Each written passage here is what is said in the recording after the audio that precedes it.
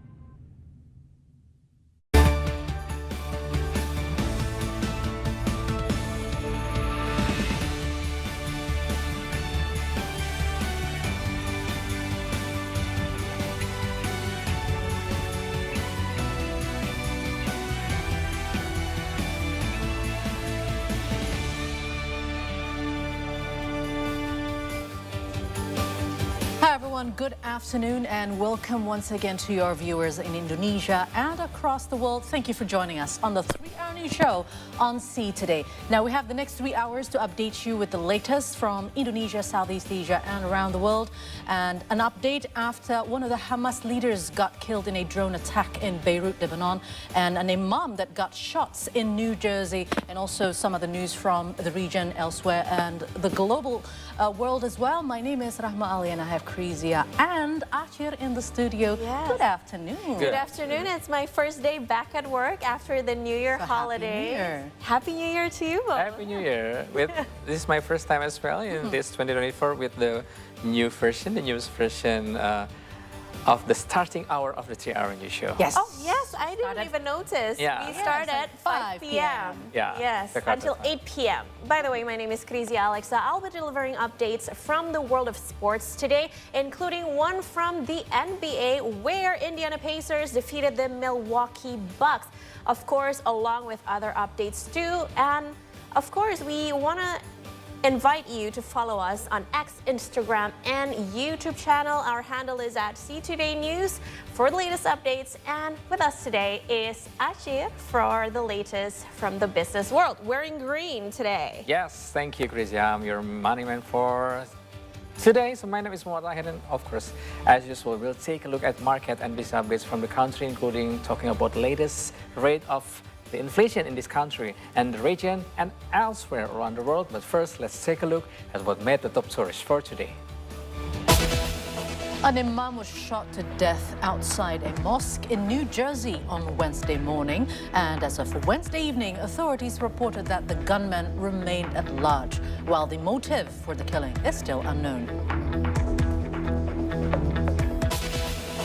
The 2023 inflation rate of 2.61 or 61% is a record low for Indonesia in the past 20 years.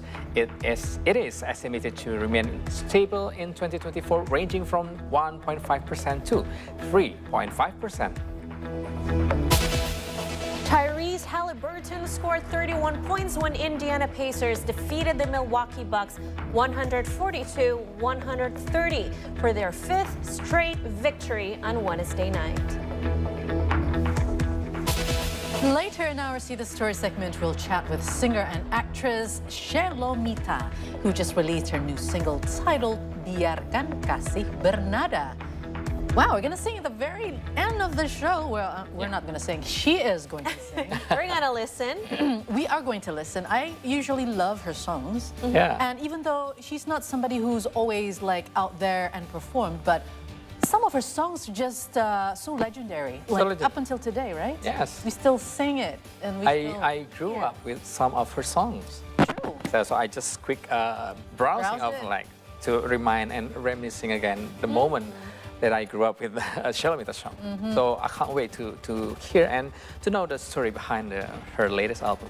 Yeah. Me too, I cannot wait. Oh, and we have something special too today. At the end of the show, we will be giving you a recipe. Oh, tutorial. Chef Creasy. Chef Creasy is ready for that. Just a home cook, regular home cook who likes to share. That's very so modest. we are going to be making a Chinese dumpling because in a month we'll celebrate the Chinese New Year, right? yeah. And it is a symbol of prosperity and togetherness for Just the the right Chinese theme. people. Just the right theme for the as well. So interesting. I'll be ready for tasting the cook. But you gotta help me too. Okay. Preparing I'm ready for that as well. Holding it. Yes. Holding it. Yes. All right. So meanwhile, let's jump on to our first story for this segment. Hamas deputy leader Saleh al-Aruri was killed in an Israeli drone strike in the southern suburb of Beirut in Lebanon on Tuesday night.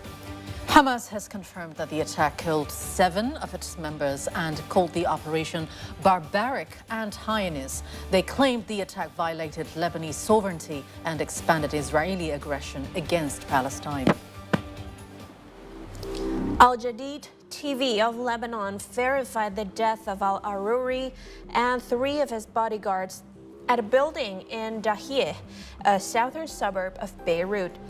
The strike also resulted in civilian casualties with about 20 people injured. Sources indicate that the Israeli drone fired missiles at the Hamas office and a vehicle which was parked in front of the building. Following the attack, Lebanese civil defense units rushed to the area to recover bodies, treat the injured and transport them to nearby hospitals. The attack has garnered condemnation from multiple fractions in Lebanon and Iran. Meanwhile, Israel has yet to make a response regarding the incident. Hezbollah leader Syed Hassan Nasrallah praised Hamas for attacking Israel on October the 7th. This was made during a rally to commemorate the death of Iranian General Qasem Soleimani in 2020.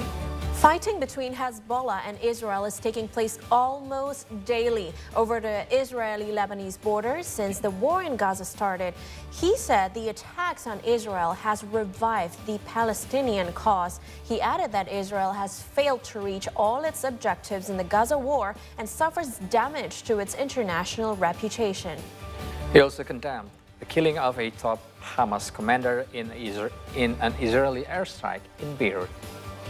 في تجربة محور المقاومة لا يوجد عبيد، لا يوجد إلا السادة الشرفاء القادة الشهداء الذين يصنعون النصر لأمتهم. هذه هي الصيغة، ولذلك إنه ما بيقدروا يستوعبوا إنه ما تقوم به حركات محور المقاومة هي قرارات ذاتية منطلقة من قناعاتها، من إرادتها، من إيمانها، من إخلاصها، من صدقها. هي ليست أدوات. مباشرة بيقول لك لما مثلا أنصار الله أو الإخوة في اليمن أو سماحة القائد الشجاع والعزيز السيد عبد الملك الحوثي حفظه الله بياخذ قرار أن يخوض معركة البحر الأحمر من أجل فك الحصار عن غزة، هول عقولهم ما بتستوعب إلا أنه إيران هي التي طلبت من الأخ السيد عبد الملك أن يفعل ذلك، وهذا غير صحيح على الإطلاق. عندما يفتح حزب الله الجبهة في 8 تشرين إسنادا لغزة، ما بيقدروا يستوعبوا إلا أنه إيران اتصلت بحزب الله وقالت له افتح الجبهة إسنادا لغزة. In the most Sharafiyeh district of Beirut's southern suburbs, a normally bustling street was blocked off by the Lebanese army on Wednesday. It happened on the morning after an alleged Israeli airstrike killed exiled Hamas deputy leader Saleh Arouri and 6 other members of the Palestinian militant group. Arouri had been in Israel's sights for years before he was killed in a drone strike in a southern suburb of Beirut on Tuesday.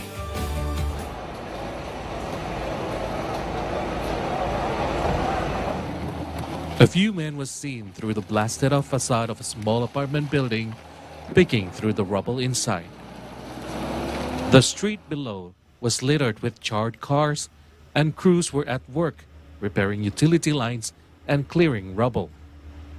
مثل ما شفنا العدو الصهيوني ما عنده محرمات بيستهدف كل المناطق حتى السكنيه، عمليه اغتيال اللي صارت امبارح عمليه كبيره. طبعا نحن نستنكر كأهالي ضاحيه هذا الموضوع، ونحن نعطيه رد من المقاومه هذا الموضوع بالنسبه للي صار امبارح. Arouri, who was the most senior Hamas member slain since the war in Gaza erupted nearly 3 months ago, was also a founder of the group's military wing. His death could provoke major retaliation by Lebanon's powerful Hezbollah militia. امبارح المساء عند بعد الغروب بشوي حوالي 45 6 إلى 3 هيك شيء 6 إلى 4 كانت الساعة، ما شفنا إلا الدنيا كلها ضوت بوجهنا هون، نار حمراء دمار، والحمد لله ما حدا يعني الحمد لله ما حدا تأذى جسديا. أضرار مادية في كثير أضرار مادية كله بيتعوض، كله ما له قيمة. نحن هون تسللوا بالليل جبنا بعدوا هالمسيرة لأنه ما بيقدروا يواجهوا هني، بعدوا مسيرة تشبههم محملة حقب قتلت عالم شقفتها بعيدة كل البعد يعني عن الإنسانية عن كل شيء. Israel was on high alert for an escalation with Hezbollah on Wednesday after the strike in Beirut was widely blamed on Israel and heightened the risk of a broader Middle East conflict. But its implications for the war remain unclear, and the strike in Hezbollah's southern Beirut stronghold could cause the low-intensity fighting along the Lebanon border to boil over into all-out war. Meanwhile, Iranian officials say that 2 bombs exploded and claimed at least 95 lives in Kerman on Wednesday. The blast took place during an event to commemorate Iranian General Qasem Soleimani, who was killed in a U.S. drone strike in 2020. No one has claimed responsibility for what appeared to be the deadliest militant attack affecting Iran since the 1979 Islamic Revolution. Nonetheless, Iranian leaders have vowed to punish those who are responsible for the blasts, which left at least 211 wounded. The blasts were minutes apart and shook the city of Kerman, the location which is about 820 kilometers southeast of the capital Tehran. The second blast sprayed shrapnel into a crowd who fled the first explosion. Iranian Health Minister Bahram Einolahi reported to state TV that the earlier death toll of 103 was revised after officials realized that some names were repeated. However, the death toll can still rise as many of the wounded are in critical condition. The gathering marked the 4th anniversary of General Qasem Soleimani's death in a U.S. drone strike in Iraq. The blast took place near his gravesite as long lines of people gathered for the event. سیل جمعیتی که به طرف مزار نورانی حاج قاسم سرازیده در این ایام میایید با عمل جنایتکارانتون مردم رو بترسانید. زورتون نمیرسه به مقاومت. قدرتتون در مقابل نیروهای مقاومت کاراییشو از دست داده. حالا به مردم بیگناه میپردازید. بدانید در مقابل این جنایت هولناک هزینه سختی خواهید داد. به رژیم صهیونیستی هشدار میدم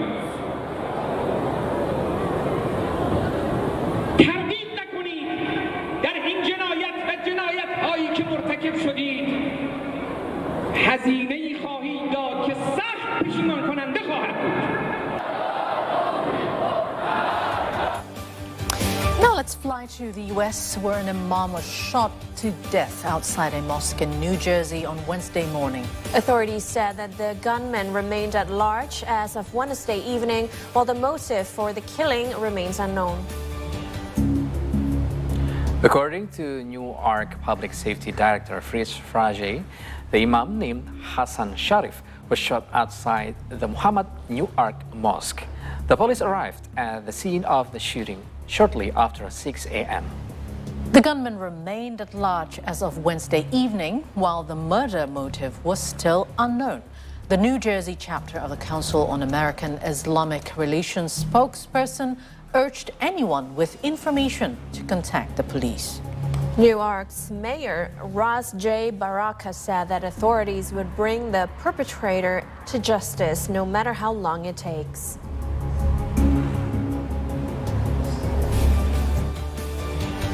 A New Jersey imam was shot multiple times and killed outside his mosque on Wednesday, and authorities continue the search for the shooter. Attorney General Matt Platkin said that authorities are still searching for a shooter, but there is no evidence indicating the shooting was motivated by an anti-Muslim bias. Nonetheless, Platkin said that law enforcement has stepped up outreach to houses of worship, particularly Jewish and Muslim ones. At approximately 6 a.m.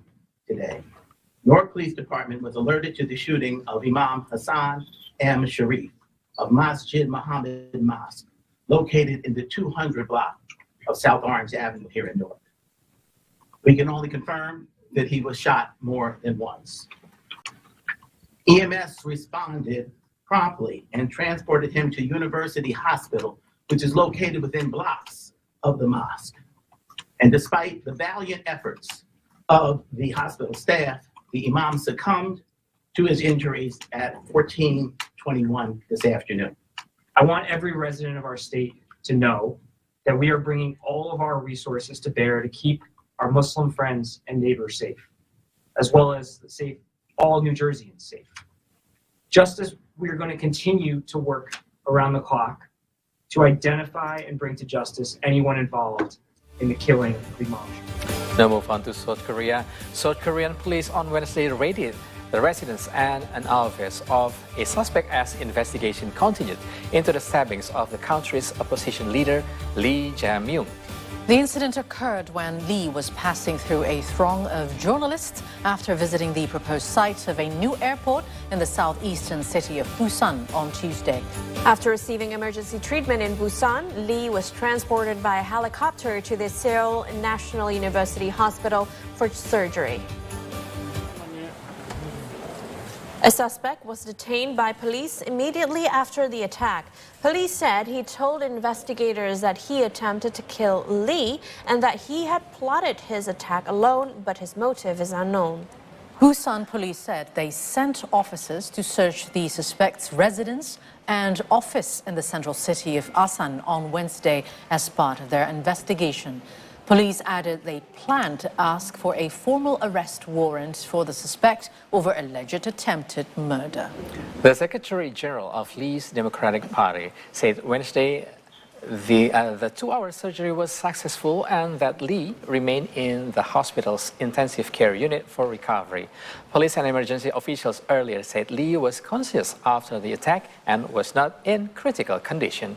Lee is a tough-speaking liberal who lost the 2022 presidential election to President Yoon Suk-yeol by 0.7 percentage points, the narrowest margin recorded in a South Korean presidential election.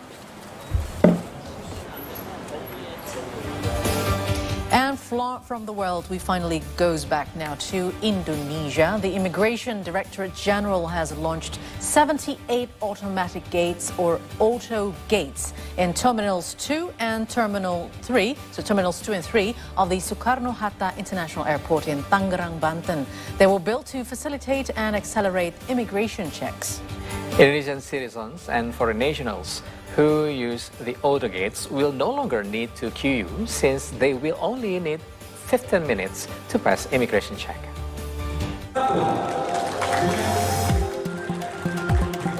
The Indonesian Law and Human Rights Ministry recently launched automatic gates or auto gates through the Immigration Director General.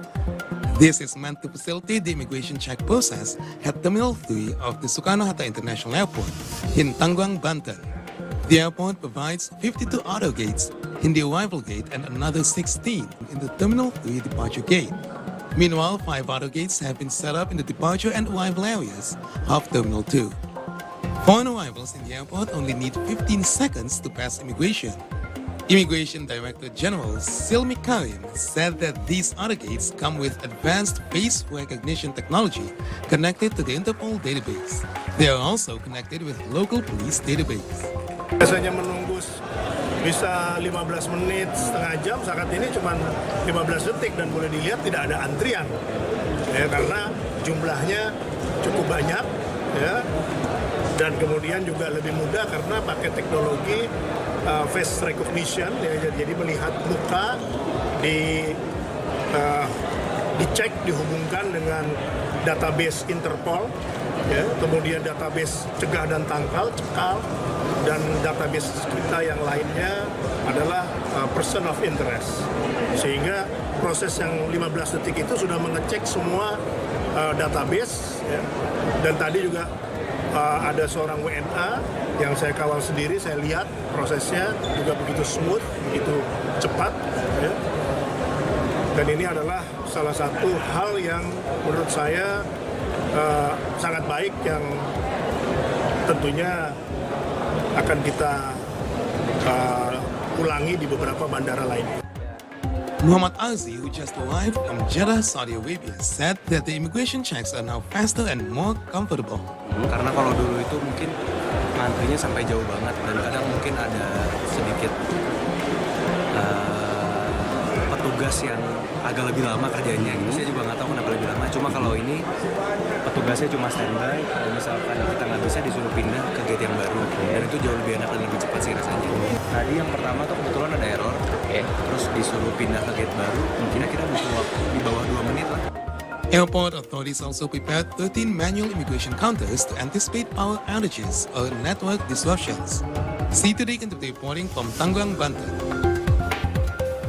Just to correct a little bit, so with the auto gates now present at the Terminal 2 and Terminal 3 of Soekarno-Hatta International Airport, you need to only pass through the gate for 15 seconds. 15 seconds? Yes, not 15 minutes, but 15 seconds, because it was usually... It was 15 minutes. It took like 15 minutes. So imagine 15 minutes for one person, but there's hundreds of people queuing. That will take a long time, but now it's only 15 seconds per person. And you need to take off your mask. You need to be ready to stare at the screen as you pass through the gate. Right. Have you tried this methodology since you were back from Hong Kong, right? Yeah, recently I got back from Hong Kong, but unfortunately didn't get the chance to try it. So I still meet with the immigration staff. Yes, but actually, it's more suitable for kids because, you know, kids are still short, right? And they cannot reach the camera. So that would be my question. What about for kids? No, the camera is actually up there. So what you have to do is that you go inside the gate and then there's like a door behind you that is closing.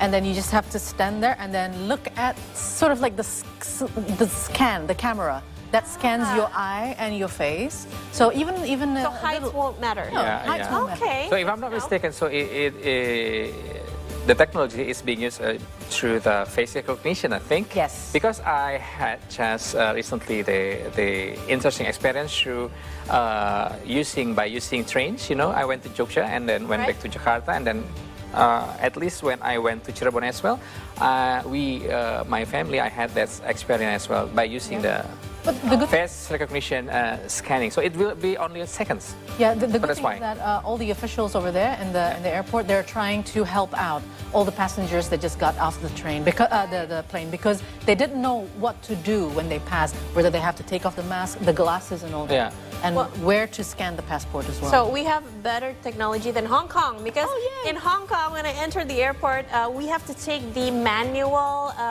gate, not the automated one, because what I said before, Kama was too short. Ah. Cannot be reached by that camera, you know? Yeah, well done, India. Well done, Indonesia. All right, we're taking a little bit of break now, but when we come back, we'll have the latest from Southeast Asia and around the world. Yes, and later during the hour, I will bring you the latest from the world of business. And I will bring you the latest from the world of sports. So stay right here, only on the 3-Hour News Show on See Today.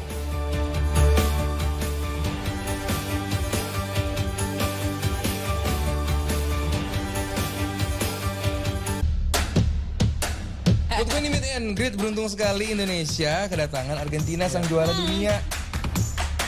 Pep dalam beberapa tahun ke depan kita akan lihat seperti apa, karena ini adalah itu tadi.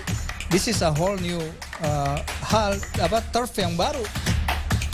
Lo udah memprediksikan kemenangan ini? Oh, semua orang memprediksikan pasti.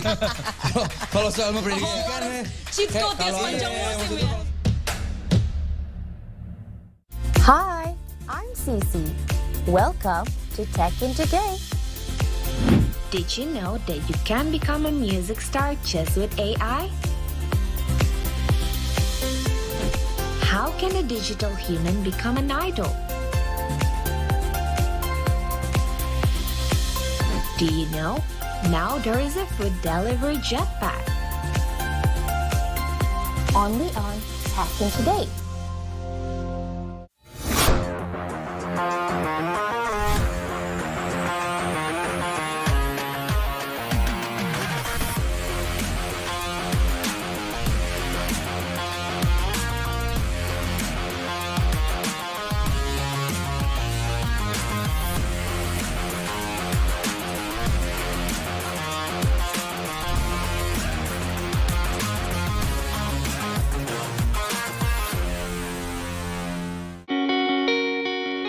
The beauty and the excitement of being there, indescribable to me. Such an iconic, historical, and magnificent. Let's take a look around, shall we? Come on in.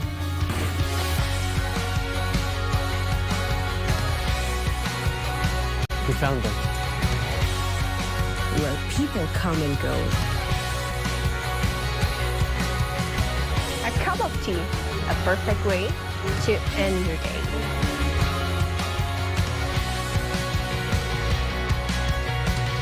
Come see the beauty, only on See Indonesia. Good morning, Indonesia, Southeast Asia, and the world. Rise and shine, everyone. We've got sports, entertainment, as well as business updates coming up.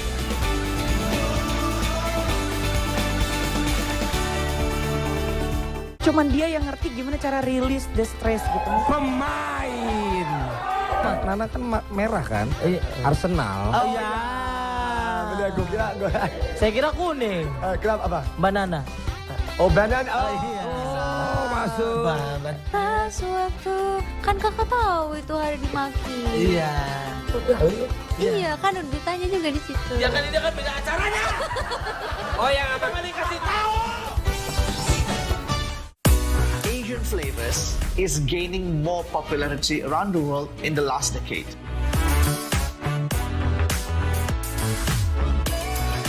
Personally love this, not just because it is familiar for our palate, but because the airiness, the textures of the youtiao, it's completely different when baguette. So with those appetites and with those pleasure-driven people, Menteng is a very special place for restaurant.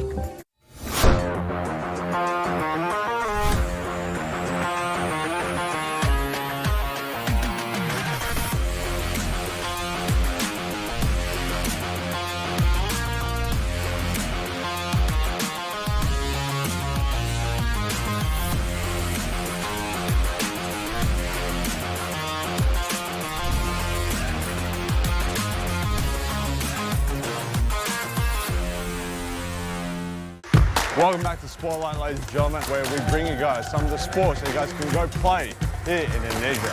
Handball karena masih baru, tadi kita harus bisa juga mempopulerkan ini kepada masyarakat sampai ke bawah.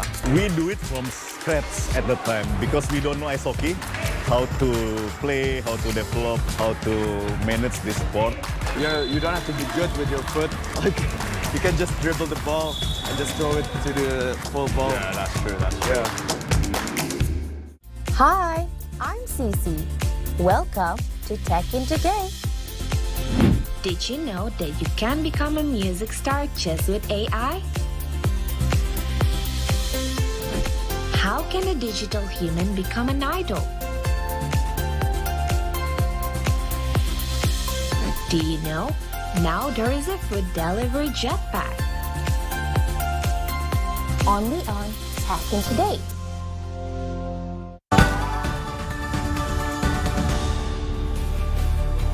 Hi everyone, welcome back to the 3-Hour News Show. It's time to update you with the news from our region, Southeast Asia. Let's begin with Laos. According to Lao Deputy Prime Minister and Foreign Minister Salimsai Komasith, Laos ASEAN Chairmanship, which began on January the 1st, would bring opportunities and challenges to the country. The Lao officials said that they will focus on promoting the development of the ASEAN community, as well as strengthening the region's connectivity and resilience under the 2024 ASEAN Chairmanship theme, ASEAN Enhancing Connectivity and Resilience. Komasith said that the theme was chosen based on the current regional and global situation. This was discussed at a recent meeting regarding the 2024 ASEAN Chairmanship. The ASEAN Chairmanship will enable Laos to boost its leading role in ASEAN and enhance its regional and global stature. It will also create favorable conditions for Laos to promote itself as well as attract domestic and foreign tourists. He also said that Laos will join ASEAN countries to promote cooperation in all three pillars of the community with the aim of bridging the ASEAN development gap and promoting infrastructure connectivity. The country is also set to foster economic integration and people-to-people exchange, boost ties with partners, and maintain its central role in the region.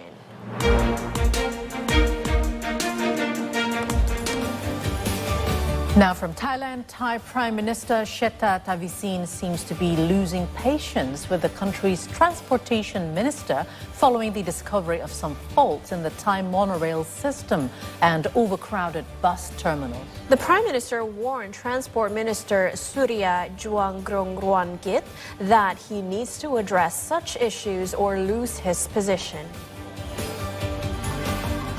The Prime Minister's warning came following the overwhelming criticism from Move Forward Party's MP Suphanat Minchai Nunt. Prime Minister Srettha warned the Transport Minister to improve facilities in the Morchit 2 bus terminal by April this year. A government spokesperson further revealed that the Prime Minister will be expecting compliments following such renovations. Morchit 2 is the largest bus terminal in Bangkok. The young parliament member Tok To X and slammed the condition of the Morchit 2 bus terminal, which he deemed unfit for use. The overcrowded terminal is hardly Thailand's only transportation problem, as a wheel from Thailand's Yellow Line monorail train fell from an elevated platform on January 2nd. The wheel bounced off a taxi's bonnet and crushed its metallic plate. The incident caused no major injuries or damages. Further inspection revealed that the accident was caused by faulty ball bearing. Compensations are currently being discussed with the insurance company. Additionally, a conductor rail from the Pink Line fell off from elevated tracks and damaged 3 vehicles just last month. Monorail fares have been reduced to 15% to compensate for these accidents. And we're moving now to Myanmar, where the Chinese embassy in Myanmar has urged Chinese nationals to leave northern Myanmar due to the ongoing civil war between rebel groups and the military junta. The announcement was made on December 28. The embassy cited security concerns, specifically mentioning ongoing arrest, and urged its nationals to vacate the Lao Cai area in Kokang region in northern Myanmar. This announcement comes as rebel groups launched a renewed offensive against the junta-controlled Lukai area in the northern Shan state of Myanmar. Additionally, China's foreign minister spokesperson Ma Ning expressed and called for all parties in Myanmar to exercise maximum restraint. 当前缅甸果敢自治区的安全形势严峻复杂，我们提醒中国公民暂勿前往缅北地区，呼吁已在当地，特别是老街市区的中国公民尽快转移至安全地带或回国，做好安全防范。中方始终认为，维护停火和谈势头符合缅甸相关各方的利益，也有助于维护中缅的边境安宁。希望缅甸相关各方彼此保持最大克制，主动缓和现地局势，共同推动缅北局势软着陆，同时采取切实措施，确保中方在缅人员、机构和项目的安全。And now we're going to take you to Lebanon, where the 28th Nkanga Maritime Task Force under UNIFIL recently conducted a psychology week ahead of the conclusion of their peacekeeping mission, and the event was done in 2 phases. There are namely the harbor and sea phases, which took place for 2 days at the Beirut port in Lebanon and the Mediterranean Sea. The 28th Nkanga Maritime Task Force under UNIFIL is accustomed to isolated, confined, and extreme conditions on board Navy vessels. They follow the UN banner away from home with high standards and go on extend missions in a complex and dynamic environment. As such, they need to receive gradual guidance, which they obtain during the Navy Psychology Week. It was designed to provide the task force with psychological reinforcement to combat seafarer fatigue and manage stress. The aim is to ensure that each soldier is highly ready to perform their duties. The core of the harbor phase includes soft skills such as stress management and communication. This will be needed to detect and handle stress, which may occur after a year on tour. The Navy Psychology Week was designed to prepare the task force to complete their peacekeeping mission and return to their homeland.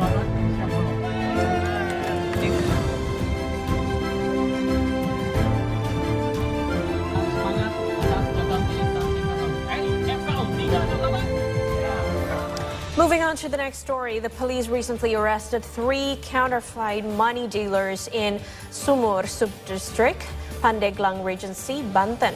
Following the arrest, the police confiscated counterfeit money amounting to 30 million rupiahs, which include various types of fractions. More money circulates during the current election campaign than on regular days. This leads to a rise in counterfeit money circulation. The Pandeglang District Police Criminal Investigation Unit recently found counterfeit money and arrested 3 perpetrators in Sumur Subdistrict, Pandeglang. Following further examination, the perpetrators are residents of Sukabumi and Bogor, West Java. The police seized evidence, which included 166 100,000 rupiah bills, 155 50,000 rupiah bills, and 83 $100 US bills. The total value of the confiscated money is 30 million. Consequently, the perpetrators will face charges under the currency law, which may land them 15 years in prison. PAM, kami sudah menerima 3 tersangka ya untuk sementara 3 tersangka yang kemungkinan kami akan melakukan pengembangan lagi karena ini kami belum menemukan pelaku utama. Kenapa kami limpahkan ke Polres? Karena tersangka ini ya diduga tersangka ini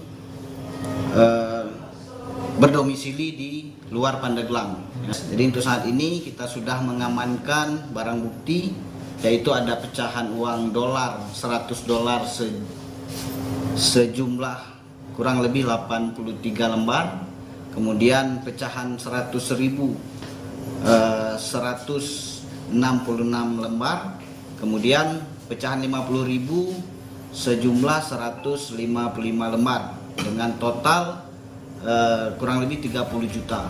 And that's a wrap for the segment. We're going for another break. That's right. And after the break, Akhir will deliver some economics and business updates for you. Let's just call him out. So what do you have for us, Akhir? Hi, your money man is here. So Yes, welcome back. I have one question for you. So did you go somewhere during year-end holiday season? Like 4 or 5 days ago? No, I stayed here in the city. What about you? I went out during the Christmas day, actually, just outside of town, to Bandung. To Bandung, yeah. So actually, if you just stay in Jakarta, like, according to Creative Economy and Tourism Minister Sandiaga Uno, maybe all of us still contributed to the national economic growth by generating 120 trillion rupiahs of revenues during the 2023 year-end holiday season. Yeah, we did order. You went out for eating. Yes, that's right. Yeah. We bought some things from the supermarket. Yeah, you did. Yeah, I went to Jogja and with some staycation as well there. I think I contributed as well for that because the occupancy for the hospitality sectors generated 108 trillion rupees. What a successful season of holidays and tourism. Yeah, I'll deliver the complete story after the break. So after the break, we will take a look as well at some business updates from Indonesia and beyond. So please stay here only on the 3-Hour News Show, only on See Today.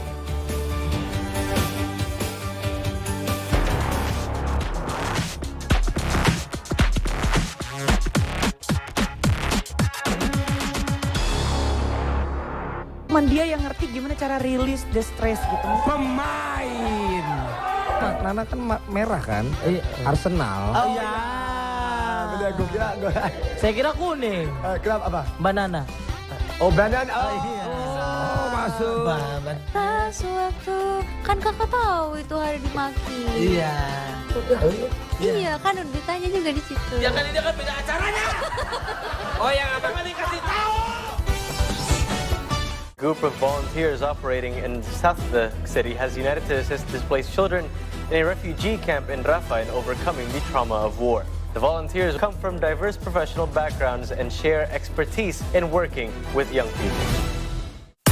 Asian flavors is gaining more popularity around the world in the last decade.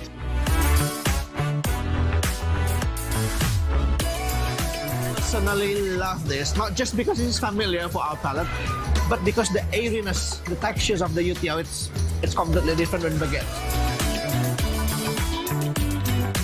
So with those appetite and with those pleasure-driven people, Menteng is a very special place for restaurant.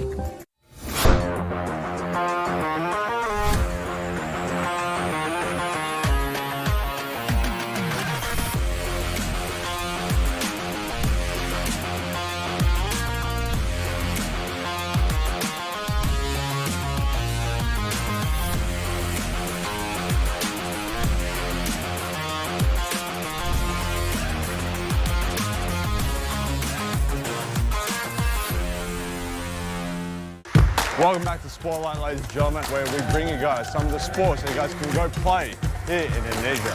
Handball karena masih baru, tadi kita harus bisa juga mempopulerkan ini kepada masyarakat sampai ke bawah. We do it from scratch at the time because we don't know ice hockey, how to play, how to develop, how to manage this sport. You don't have to be good with your foot. You can just dribble the ball and just throw it to the full ball. Yeah, that's true. That's true.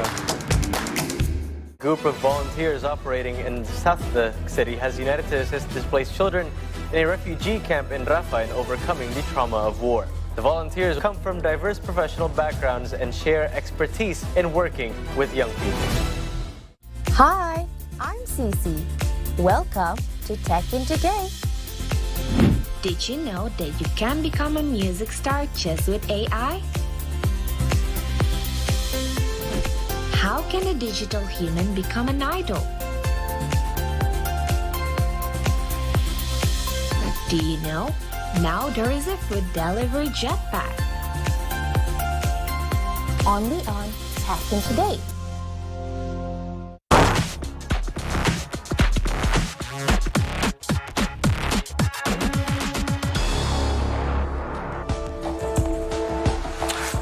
Hello and welcome back to the program. It's time for See Today Business and you're still with me, Muhammad Ahir. Let's jump on to our first story. The 2023 inflation rate of 2.61% is a record low for Indonesia in the past 20 years. It is estimated to remain stable in 2024, ranging from 1.5% to 3.5%.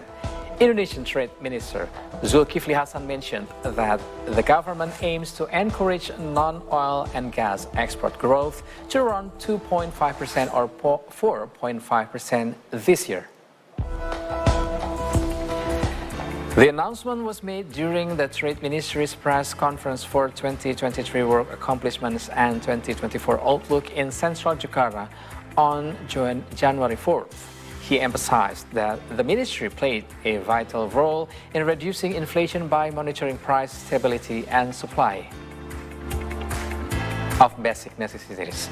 The ministry aims to achieve this by collaborating with the Indonesian Logistics Bureau, or Bulog, and the National Food Agency.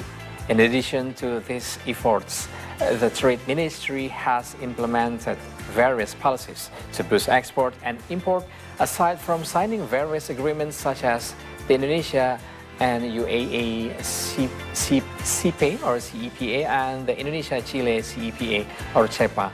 Minister Hasan is optimistic of Indonesia's continuous growth this year, and the Trade Ministry aims to work with various parties, both domestically and abroad, to boost trade growth in Indonesia.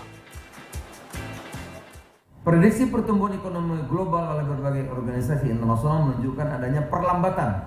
Namun kinerja perdagangan 2023 memberikan optimisme ke depan untuk mencapai pertumbuhan ekonomi yang lebih tinggi, diperkirakan 5,2.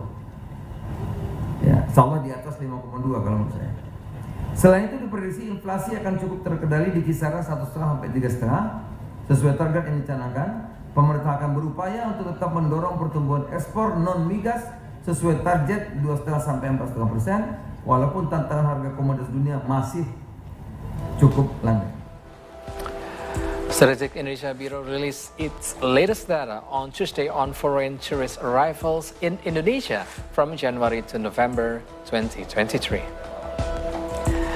The result is the arrivals were mainly recorded at Igusti Ngurah Rai and Soekarno-Hatta airports, which had shares of 43.2% and 19.7% of incoming foreign tourists, respectively.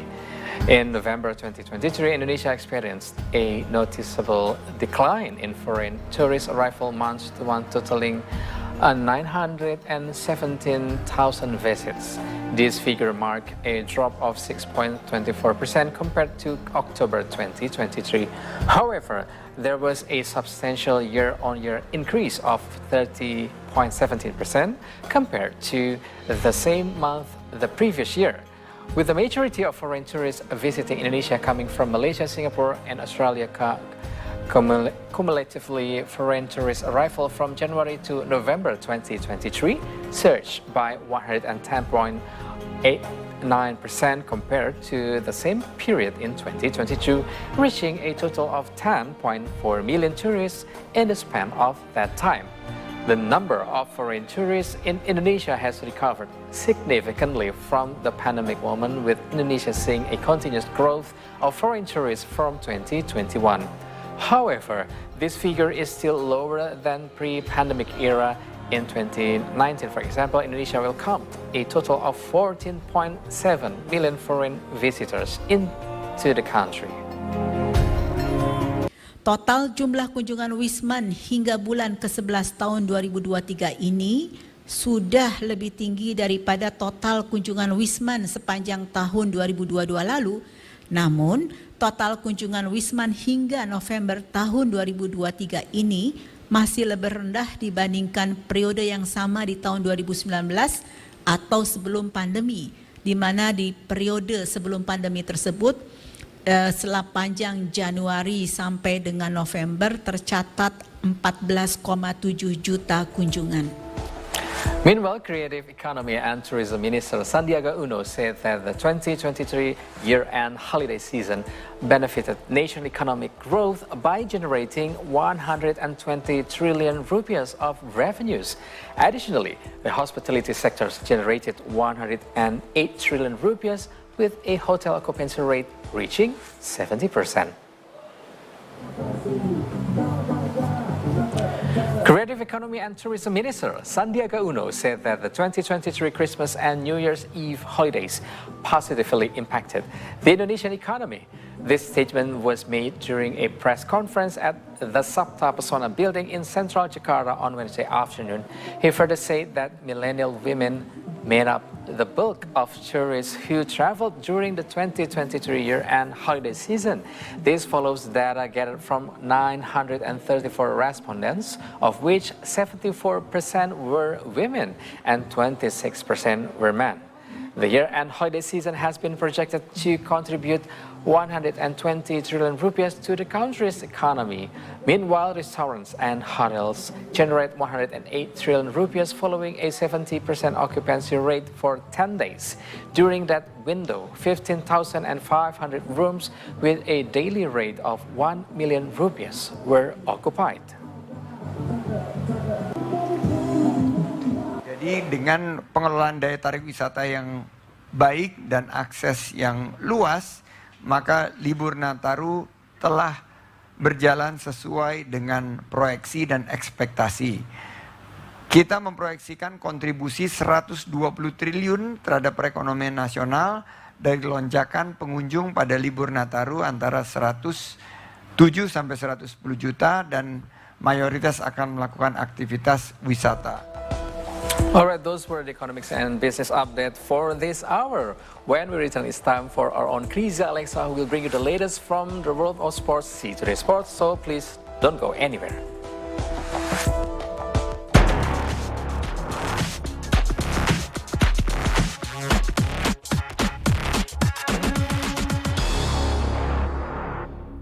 Good morning, Indonesia, Southeast Asia, and the world. Rise and shine, everyone. A brand new start to a brand new month and a brand new week. Good morning. Good morning. It's a deja vu.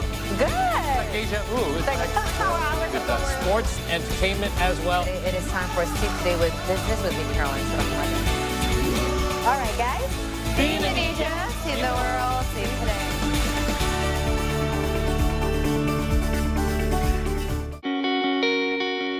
The beauty and the excitement of being there, indescribable to be such an iconic, historical, and magnificent.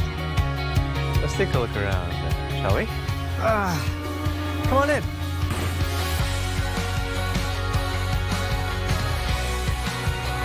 We found them. Where people come and go.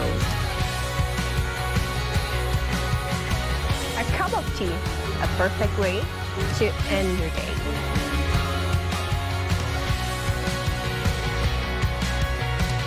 Come see the beauty, only on See Indonesia. Hi, I'm Cece. Welcome to Tech In Today. Do you know? Now there is a food delivery jetpack.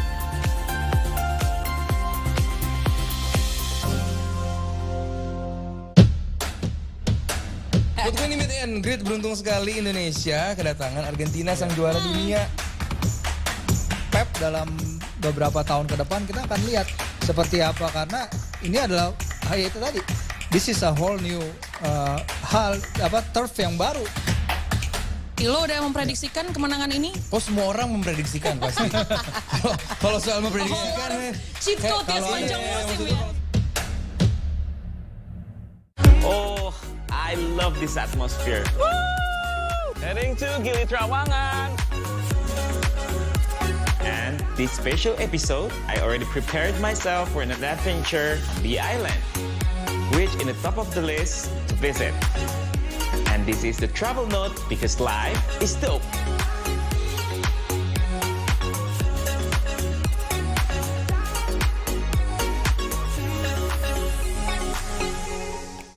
Their existence is now being critically endangered.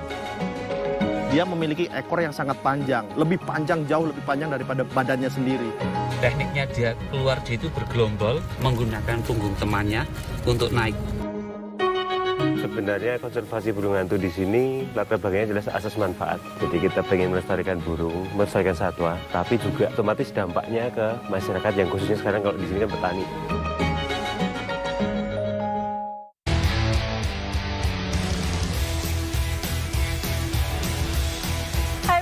Welcome back to the 3-hour news show on C Today. It is now time for some sports update. Tyrese Halliburton scored 31 points when the Indiana Pacers defeated the Milwaukee Bucks 142-130 on Wednesday night to earn their 5th straight victory. Tyrese Halliburton notched 31 points and 12 assists when the Indiana Pacers scored a 142-130 victory against the Milwaukee Bucks on Wednesday night. Benedict Mathurin added 16 points for the Pacers and helped Indiana end Milwaukee's 15-game home winning streak on Monday. They are now 4-1 against the Bucks this season. On the opposing side, Giannis Antetokounmpo notched 26 points, 11 rebounds, and 8 assists for Milwaukee, falling short of his 4th triple-double of this season. Meanwhile, Damian Lillard added 23 points and 5 assists, while Chris Middleton overcame a sprained wrist and sore knee to finish with 19 points and 7 assists. It was Indiana's 5th consecutive victory and their 2nd win over Milwaukee in 3 days. There's plenty of time to how Milwaukee's able to close this 4th quarter. Charlotte Hornets beat Sacramento Kings 111-104 at Golden One Center after experiencing 11 consecutive defeats. 19-12. Terry Rozier scored 14 of his 34 points in the 4th quarter after missing a game due to illness, and the Charlotte Hornets beat the Sacramento Kings 111-104 to snap an 11-game losing streak. Rozier added 6 assists, and Charlotte outscored Sacramento 36-26 in the final period, finishing the game on a 10-0 run. Miles Bridges had 27 points and PJ Washington added 17. De'Aaron Fox led the Kings with 30 points, including 12 in the 4th quarters. Domantas Sabonis had 23 points and 19 rebounds for his 15th straight double-double, tied for the longest streak in the NBA this season. Sabonis also committed 11 turnovers, contributing to Sacramento's season-high 21. The Kings out-rebounded the Hornets 47-35, including 15-4 on the offensive glass, but shot just 43.5% from the field, while Charlotte shot 51.2%. Duarte, nice pocket pass to Sabonis. Joel Embiid succeeded in bringing the Philadelphia 76ers to victory over Chicago Bulls on Tuesday at the Wells Fargo Center. The Bulls still played without Zach LaVine due to an inflammatory right foot injury since last November. Embiid has 31 points, 15 rebounds, and 10 assists in his return from a sprained right ankle. Tyrese Maxey scored 21 points, and the Sixers beat the Bulls 110-97. Embiid missed all 4 games on the 76ers holiday road trip, and they went 2-2. One of those games was in Chicago just 3 nights earlier, a 105-92 loss in which the Sixers never led in the second half. Embiid is the reigning NBA MVP for a reason. With a big man back, the Sixers turned this into an early blowout against a Bulls team that had played well recently without injured guard Zach LaVine. LaVine can't return to the lineup as early as Friday. Even the 2-time All-Star wouldn't have helped much in this one, as the Bulls fell to 10-6 this season without him. Here he is against Lofton, taking it inside. Number 3 seed Helena Ostapenko advances to quarterfinals of the Brisbane International after overcoming number 16 seed Karolina Pliskova 6-2, 4-6, 6-3 in 2 hours and 17 minutes on Thursday. Both Ostapenko and former world number 1 Pliskova came to the game with 5 wins apiece. However, it was Ostapenko who ended Pliskova's 10-match winning streak at the Brisbane International. Pliskova, who defeated former world number 1 Naomi Osaka in the second round, is a 3-time Brisbane champion, including the 2 most recent competitions in 2019 and 2020. Ostapenko will next face 2-time Australian Open champion Victoria Azarenka. Game and second set, Pliskova. That's all for sports this hour, but when we return, we'll have more information just for you. So keep it right here on the 3-Hour News Show on C Today.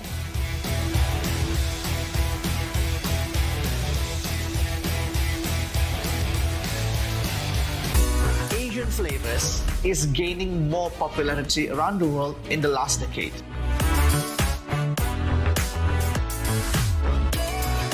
Personally love this, not just because it is familiar for our palate, but because the airiness, the textures of the youtiao, it's completely different when baguette. So with those appetites and with those pleasure-driven people, Menteng is a very special place for restaurant. Welcome back to Spotlight, ladies and gentlemen, where we bring you guys some of the sports that you guys can go play here in Indonesia.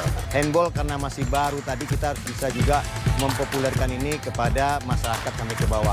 We do it from scratch at the time because we don't know ice hockey, how to play, how to develop, how to manage this sport.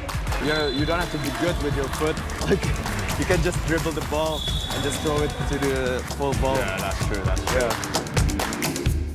Oh, I love this atmosphere. Woo! Heading to Gili Trawangan. And this special episode, I already prepared myself for an adventure on the island, which in the top of the list to visit. And this is the travel note because life is dope.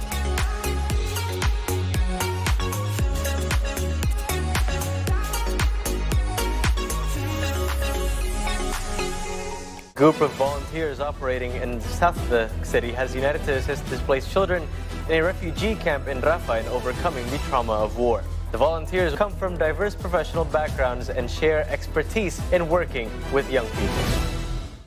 Their existence is now being critically endangered. Dia memiliki ekor yang sangat panjang, jauh lebih panjang daripada badannya sendiri. Tekniknya dia itu bergelombol menggunakan punggung temannya untuk naik. Sebenarnya konservasi burung hantu di sini latar belakangnya jelas asas manfaat. Jadi kita pengen melestarikan burung, melestarikan satwa, tapi juga otomatis dampaknya ke masyarakat yang khususnya sekarang kalau di sini kan petani. Good morning, Indonesia, Southeast Asia, and the world. Rise and shine, everyone. A brand new start to a brand new month and a brand new week. Good morning. Good morning. It's like deja vu. Good. It's like deja vu. It's like with sports, entertainment as well. It is time for See Today with Business with me, Caroline. All right, guys. See Indonesia, see the world, see today. A group of volunteers operating in south of the city has united to assist displaced children in a refugee camp in Rafah in overcoming the trauma of war. The volunteers come from diverse professional backgrounds and share expertise in working with young people.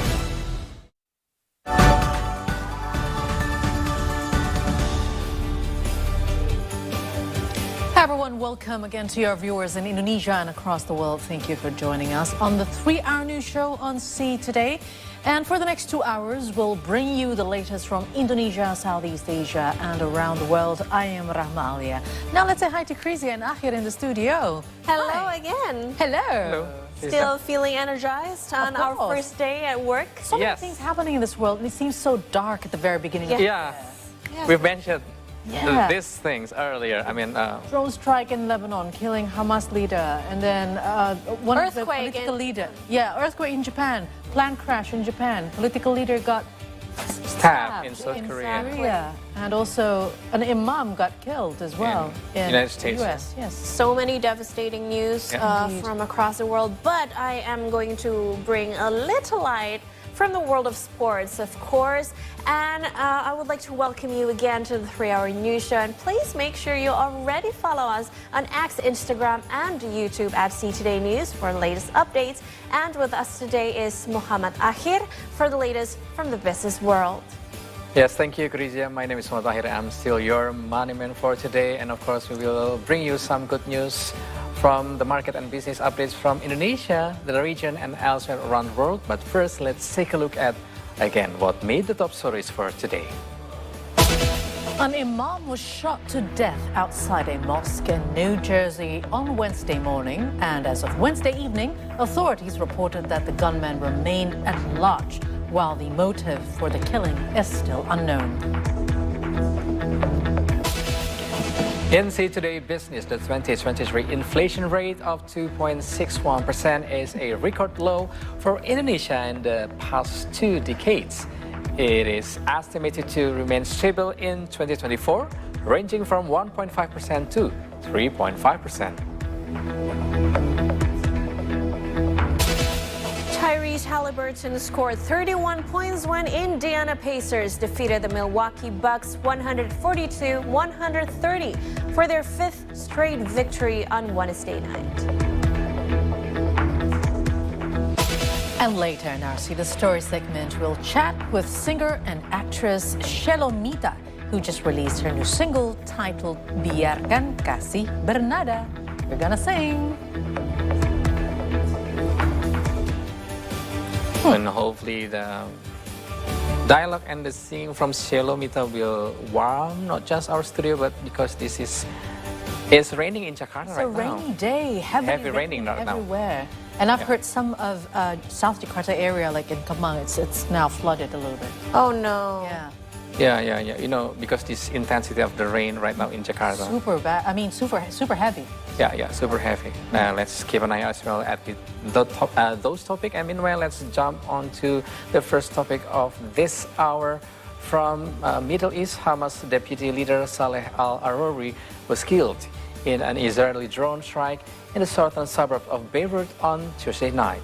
Hamas has confirmed that the attack killed 7 of its members and called the operation barbaric and heinous. They claimed the attack violated Lebanese sovereignty and expanded Israeli aggression against Palestine. Al Jadid TV of Lebanon verified the death of al-Aruri and 3 of his bodyguards at a building in Dahiyeh, a southern suburb of Beirut. The strike also resulted in civilian casualties, with about 20 people injured. Sources indicated that the Israeli drone fired missiles at the Hamas office and a vehicle which was parked in front of the building. Following the attack, Lebanese civil defense units rushed to the area to recover bodies, treat the injured, and transport them to nearby hospitals. The attack has garnered condemnation from multiple fractions in Lebanon and Iran. Meanwhile, Israel has yet to make a response regarding the incident.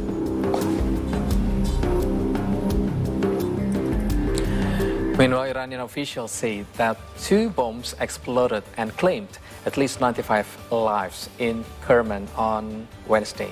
The blast took place during an event to commemorate Iranian General Qasem Soleimani, who was killed in a U.S. drone strike in 2020. No one has claimed responsibility for what appeared to be the deadliest militant attack affecting Iran since the 1979 Islamic Revolution. Nonetheless, Iranian leaders have vowed to punish those who are responsible for the blasts, which left at least 211 wounded. The blasts were minutes apart and shook the city of Kerman, which is about 820 kilometers southeast of the capital, Tehran. The second blast sprayed shrapnel into a crowd who fled the first explosion. Iranian Health Minister Bahram Einolahi reported to state TV that the earlier death toll of 103 was revised after officials realized that some names were repeated. However, the death toll can still rise as many of the wounded are in critical condition. The gathering marked the 4th anniversary of General Qasem Soleimani's death in a U.S. drone strike in Iraq.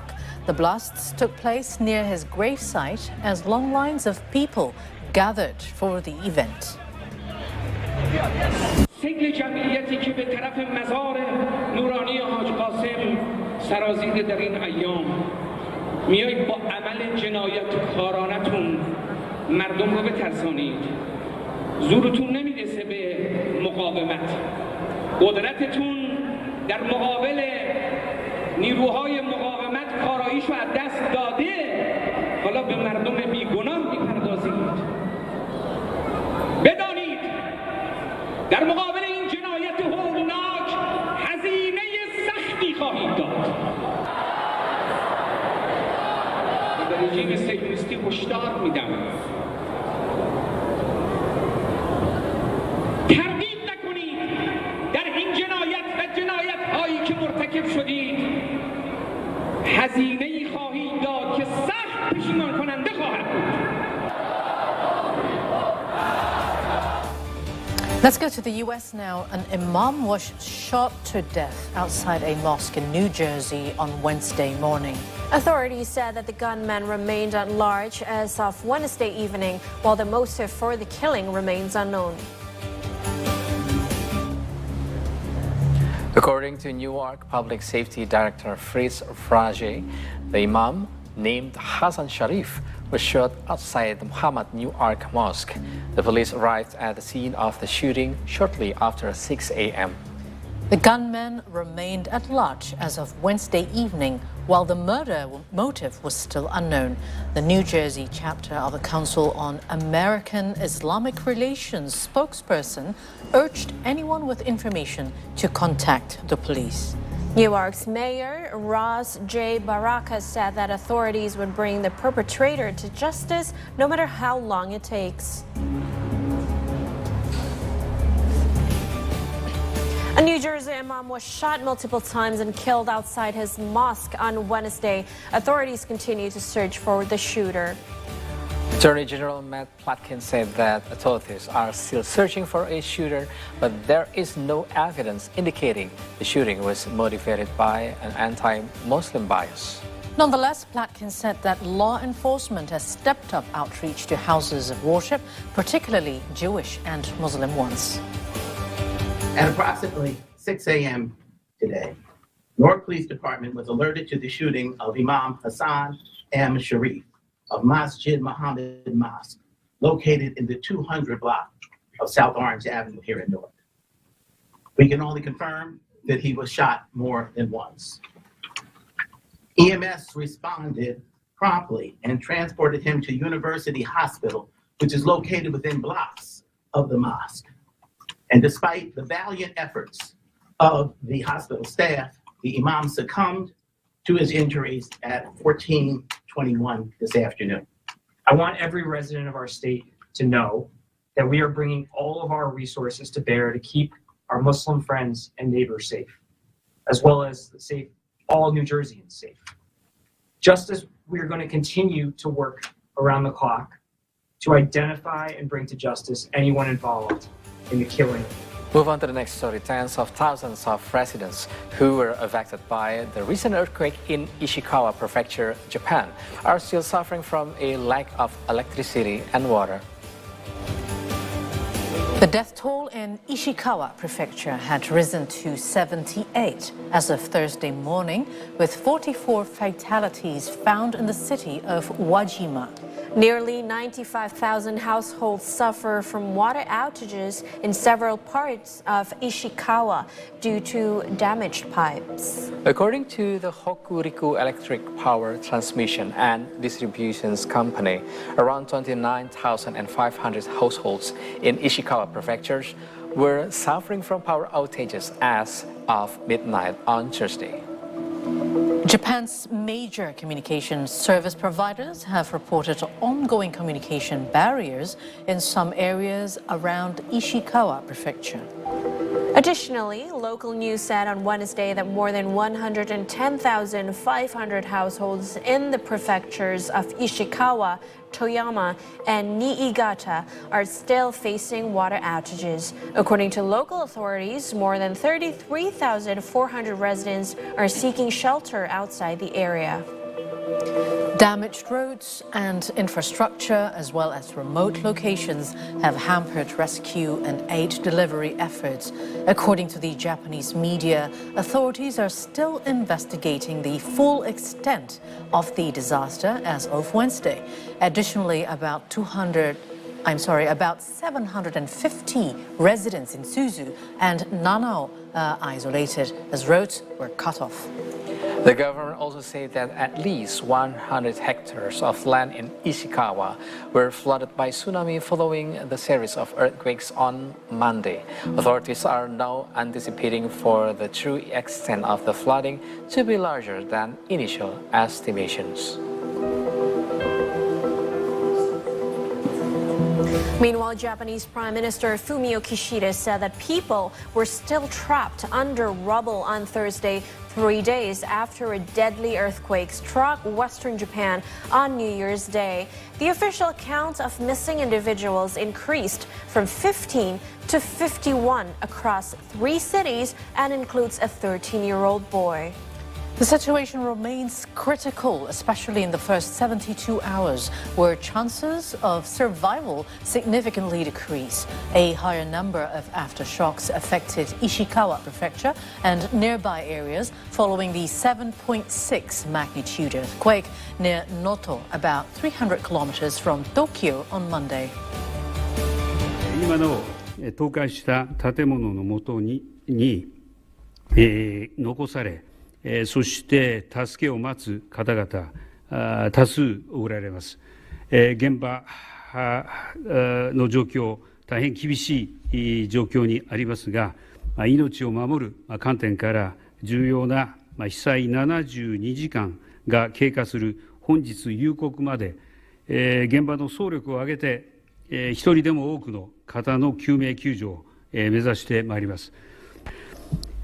食料や生活関連物資の支援につきましては、この現地のニーズを踏まえたものとして、おにぎり、パン、水、毛布、携帯トイレ、紙、おむつ、ミルク、灯油、軽油などの調達と輸送を急ピッチで進めています。Meanwhile, Japanese Finance Minister Sunichi Suzuki and Japan Exchange Group CEO Hiromi Yamaji offered their condolences to victims of the recent earthquake in the Sea of Japan during the 2024 Tokyo Stock Exchange opening ceremony on Tuesday. A moment of silence was observed in memory of the dozens who were killed in a series of earthquakes that hit western Japan on Monday. Asian stocks plunged on Thursday as pessimism took hold in Wall Street after a broad slide marked the first day of trading in the Tokyo Exchange. まずは1月1日、新年早々に発生した石川県能登地方の大地震により亡くなられた方々とそのご家族、またその被災地に支援物資を輸送する途上での事故で亡くなられた方々とそのご家族に対し謹んでお悔やみ申し上げますとともに、被害に遭われた皆様に心よりお見舞い申し上げます。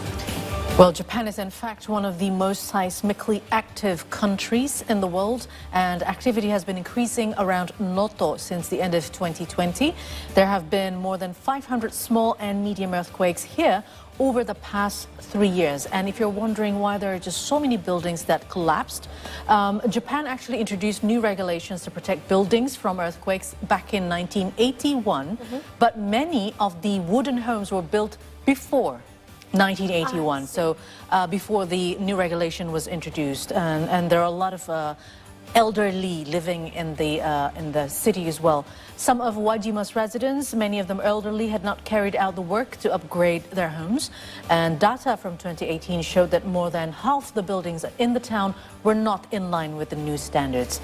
So, unfortunately, but I mean, it happens at the very moment where so many people from around the world are visiting Japan because it's a holiday season. Yes, have you noticed that so many Indonesians are in Japan right now for holiday that a meme is in the social media, is circulating in social media saying that whenever you go in Japan, you will always find an Indonesian.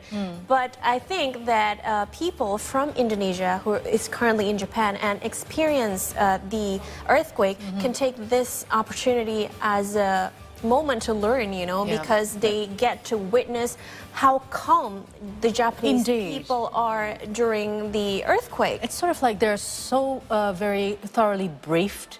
They know what to do. It happened in Disneyland, for example. One of my friends visited Disneyland during the day that the earthquake happened, and she said everyone just got out of the building.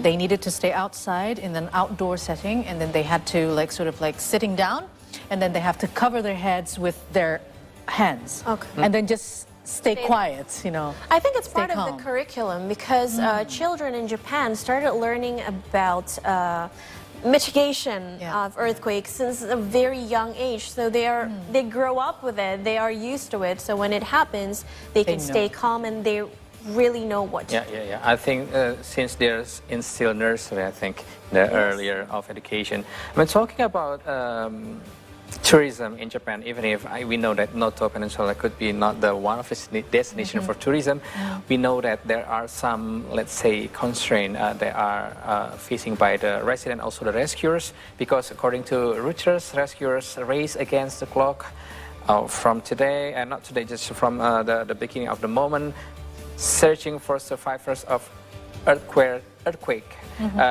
Because you know, the amid freezing temperatures and heavy rain, you know, and heavy rain was forecast in the quake hit areas on Wednesday, raising fears of landslides that could further hinder efforts to free many more people still trapped under rubble. Wow, difficult time. We hope that if there are any remaining bodies under the rubble, hopefully they can be saved accordingly. All right, now let's move on to the next news, which is the updates regarding the upcoming Indonesian general elections on Indonesia Votes 2024.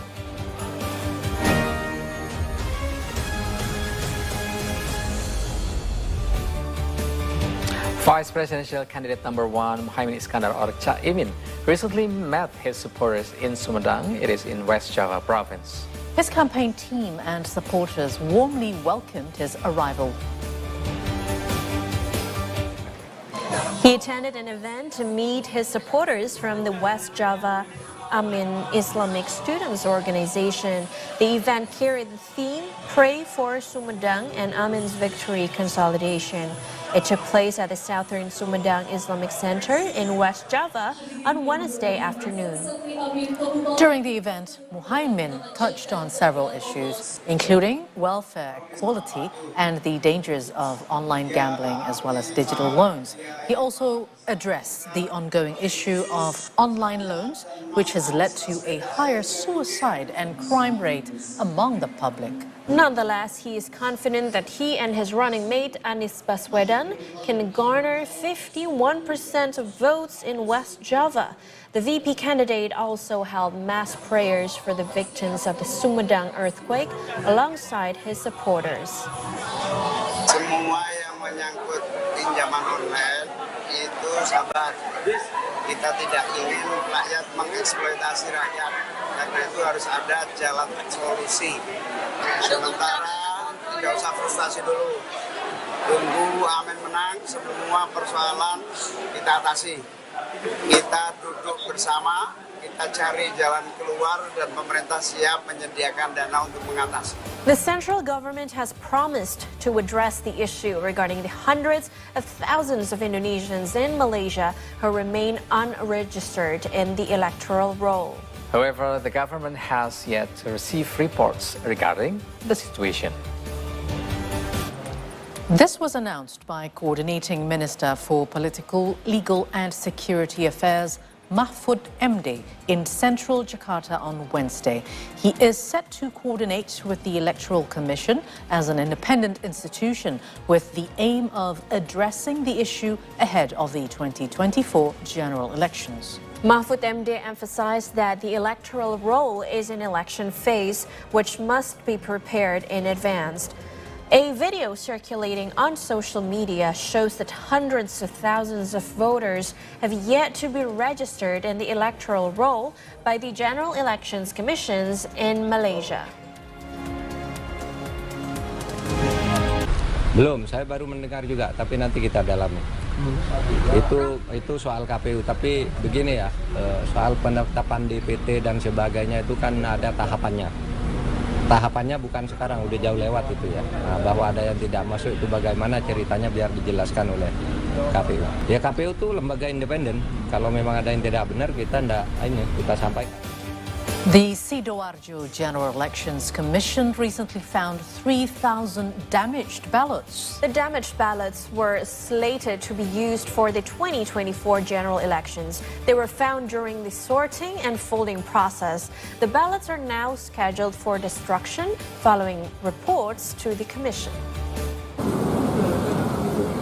The Sidoarjo General Elections Commission found that more than 3,000 ballots were damaged.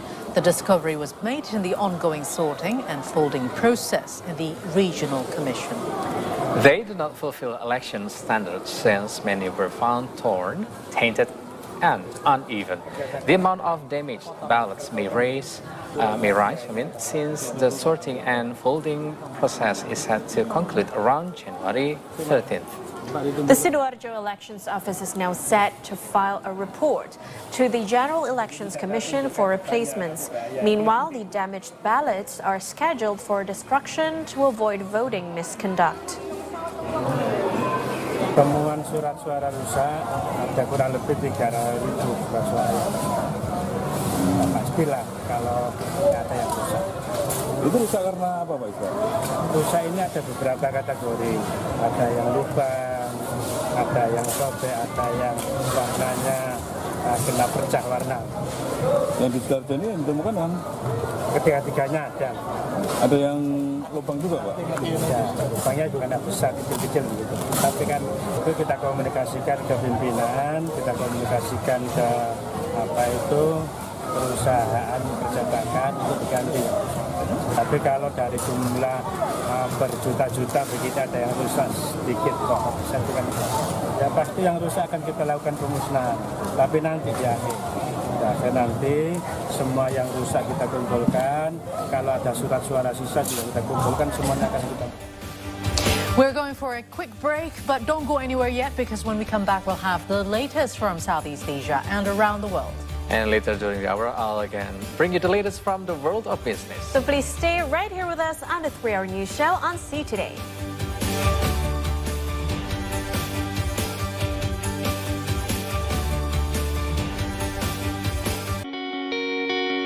The beauty and the excitement of being there. Indescribable through such an iconic, historical, and magnificent. Let's take a look around, shall we? Come on in.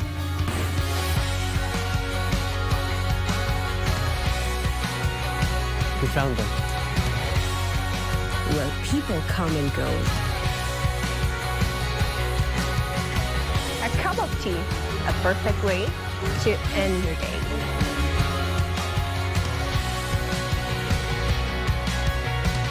Come see the beauty, only on C Indonesia. A group of volunteers operating in the south of the city has united to assist displaced children in a refugee camp in Rafah in overcoming the trauma of war.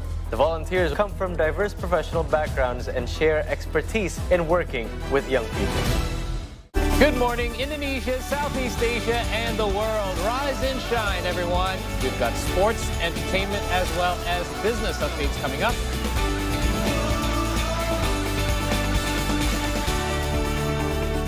Cuman dia yang ngerti gimana cara rilis the stress gitu. Pemain. Nana kan merah kan? Arsenal. Oh ya. Gue kira Saya kira kuning. Kenapa apa? Banana. Oh, banana. Oh, masuk. Pas waktu kan kakak tahu itu hari dimaki. Iya. Iya kan udah ditanya juga di situ. Ya kan ini kan beda acaranya. Oh yang abang kan dikasih tahu. Their existence is now being critically endangered. Dia memiliki ekor yang sangat panjang, lebih panjang, jauh lebih panjang daripada badannya sendiri.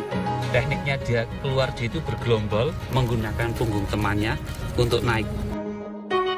Sebenarnya konservasi burung hantu di sini latar belakangnya jelas asas manfaat. Jadi kita pengen melestarikan burung, melestarikan satwa, tapi juga otomatis dampaknya ke masyarakat yang khususnya sekarang kalau di sini kan petani.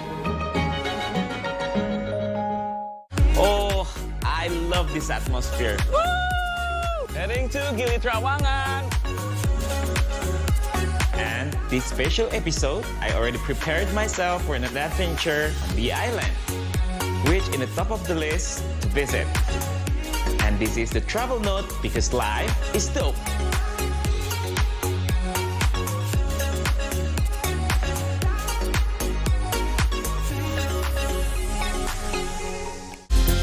Hi, I'm Cece. Welcome to Tech in Today. Do you know? Now there is a food delivery jetpack.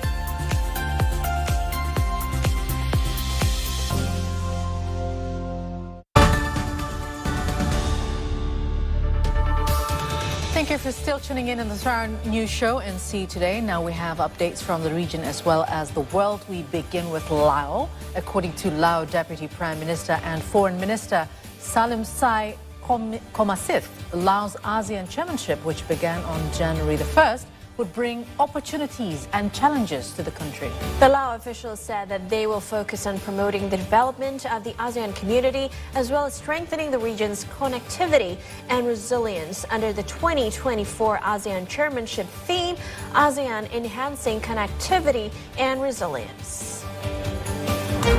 Komasith said that the theme was chosen based on the current regional and global situation. This was discussed at a recent meeting regarding the 2024 ASEAN Chairmanship. The ASEAN Chairmanship will enable Laos to boost its leading role in ASEAN and enhance its regional and global stature.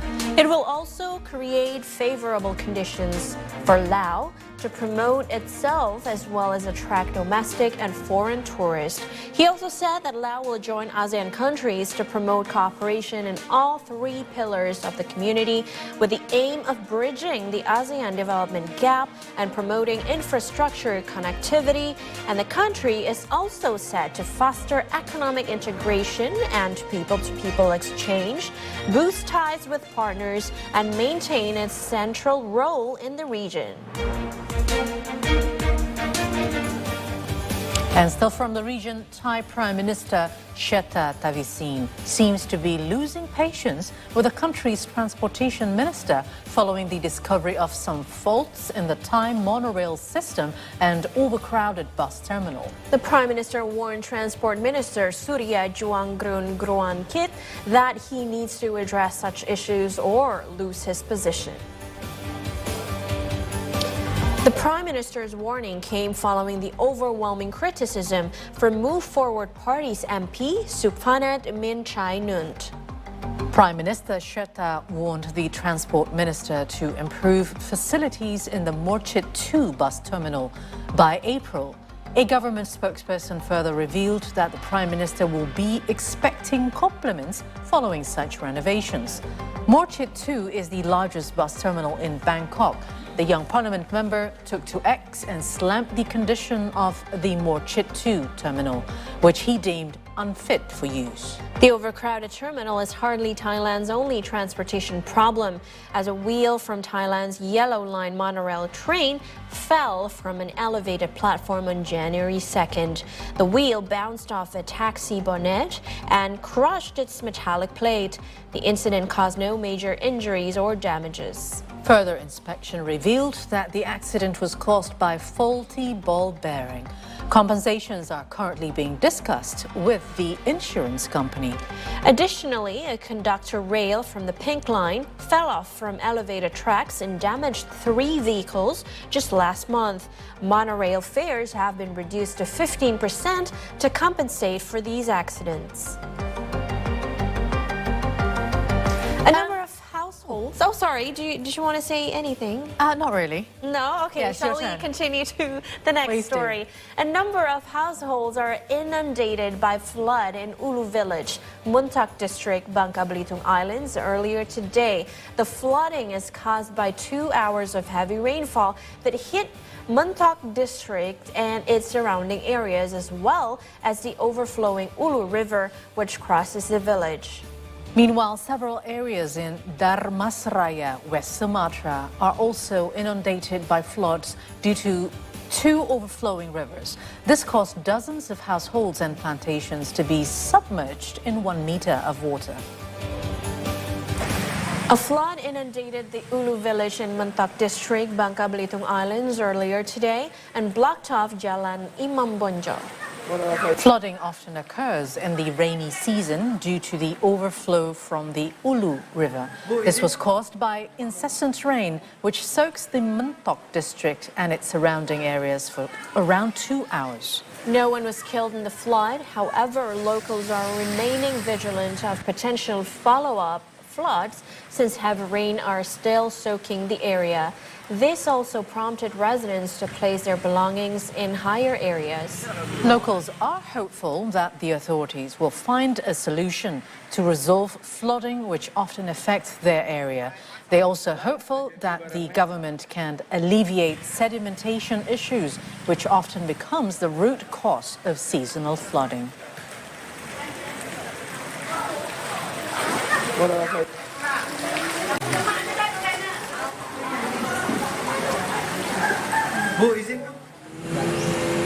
Meanwhile, a joint search and rescue team composed of the Regional Disaster Management Agency, the military and police evacuated residents with inflatable boats at the villages of Gunung Selasih and Empat Koto in Dharmasraya, West Sumatra on Wednesday. Residents who were evacuated from both villages consisted of the elderly, women and children. Meanwhile, most men chose to stay in their homes to protect their belongings. The 1 meter flood took place after the Batanghari and Batang Takaung rivers overflowed. This follows high-intensity rain in several areas. And in other parts of Indonesia, a tornado damaged dozens of households in the north coast of Indramayu district, West Java, earlier today. Strong wind came from the east and knocked down several homes. A video on social media shows a tornado blowing away residents' belongings and sweeping through a densely populated settlement at the Karangpandan block in Juntinyuat village, Indramayu, West Java, earlier today. The tornado also damaged dozens of homes, while several others were completely toppled. According to data from the Indramayu Regional Disaster Management Agency, or BPBD, the tornado damaged 60 households. A joint team composed of BPBD as well as military and police personnel is still assessing the impact of the tornado. Authorities are also seeking information regarding injured residents. 9 kurang lebih. Apa angin apa ini? Angin puting beliung, Pak. Dari arah mana? Dari arah barat. Dari arah laut ya? Iya, dari laut. Rumah kurang lebih 60. 60 rumah. 60. Rusak berat kan? Rusak berat, ringan. Nah, sedang. Beratnya ada berapa biji, Pak? Ya, Yang rusak berat ada berapa? ada 2. Ada Ya, 2 yang rusak yang berat yang ambruk 1. Ada 3. 3 orang. 3 orang ya. Apa kondisinya gimana? Kondisi ya memang ada terluka. Terluka. Terlibat pembunuhan banget kayak gitu. The Franceta Airport in Sika Regency, Maumere, has temporarily banned flights since January 1st due to the eruption of Mount Lewotobi Laki-Laki in East Flores, East Nusa Tenggara. The Franseda Airport Management is currently working with the Meteorology, Climatology and Geophysics Agency, or BMKG, to determine the appropriate time to reallow flights to the airport. The ban is in place since it is necessary for the safety of air travelers. The Kupang Search and Rescue Agency has deployed officers to respond to any potential impact following Mount Lewotobi Laki-Laki's eruption. Meanwhile, flights to Ende Airport have resumed. Mount Lewotobi erupted in the early December of 2023, and during the turn of the year, it is still spewing volcanic ashes, which disrupts flights in the area. Adanya gunung meletus di Lewotobi, ya itu ada beberapa pesawat kita yang divert, yang harusnya langsung di Kupang divert ke Ujung Pandang dan Labuan Bajo itu sebelum Natal. Nah, setelah Natal dan Tahun Baru kemarin, pesawat yang dari Maumere cancel semua. Pesawat dari dan ke Maumere sampai saat ini masih cancel karena gunungnya belum bagus. Di Polda mengikuti apel kesiapsiagaan bencana dan memang fokus untuk antisipasi erupsinya Gunung Lewotobi di Flores Timur. Kami Basarnas Kupang, kantor SAR Kupang siap membackup apabila memang dibutuhkan perbantuan dari Basarnas Kupang untuk membackup Basarnas Maumere. And from Banten, we move to Malang Regency, East Java, where playgrounds are usually synonymous with children. However, a playground in Malang Regency, East Java is different. So in this place, not only children, but all age groups can play all the games available. Malang Smart Arena is a playground located in Singosari District, Malang Regency, East Java. The tourist object, which opens at 10 a.m. every day, has a wide selection of rides just like a playground, but it can be played by all ages. Here, visitors can try a variety of games. For example, the game of catching snacks, adrenaline-pumping zip lines, slides, spider lines, boulder rooms, buggy jumping basketball, electric cars, and a power punch. Di sini ada banyak sekali wahana yang bisa dimainkan dari anak-anak hingga dewasa. Jadi semua usia bisa ikutan main. Ada wahana untuk bayi, untuk yang mau uji adrenalin juga bisa. Terus buat wahana yang mau uji ketangkasan juga bisa. Ada banyak. Since many of the rides here are designed for all ages, it's only natural that many teenagers would enjoy the variety of rides here, especially during school holidays. Tadi dari situ ada kayak adventure, iya kayak escape room gitu. Ya escape room, terus ada apa lagi ya? Outer space. Terus yang di sini ada mandi bola sama yang ini baru. Perosotan. Yang ini air coaster. Yang kayak flying fox. Flying fox gitu. Alasannya karena apa ya? Menantang, memacu adrenalin gitu. Kalau saya pribadi karena udah lama nggak flying fox sih, jadi kayak kangen. Biasanya kalau area bermain ini kan identik dengan anak kecil kan, terus kita dibatasi yang umurnya gitu dewasa. Tapi sekarang bisa untuk semua umur, itu menurut saya udah nilai plus aja sih dari Smart Arena. Iya. Baru pertama kali atau sudah pernah? Kalau saya udah 2 kali kesini. Saya pertama. Meanwhile, a visitor from Solo admitted that he deliberately chose this playground because of it is located close to the tall exit gate, so he didn't have to get stuck in traffic. Playground itu kan usianya di bawah 12 tahun ke bawah ya. Kalau di sini itu bisa untuk anak-anak remaja, anak-anak kecil bisa, remaja juga bisa. Makanya kita asik main di sini, playground yang bisa untuk seusia remaja. Untuk akses jalan rayanya enak. Dari exit tol langsung nyampe ke sini, dekat. Dari exit tol itu belok kiri. Nah, nanti kiri jalan besar tulisannya perumahan Geraha itu ya. Ya disitulah tempatnya. Luar biasa di sini.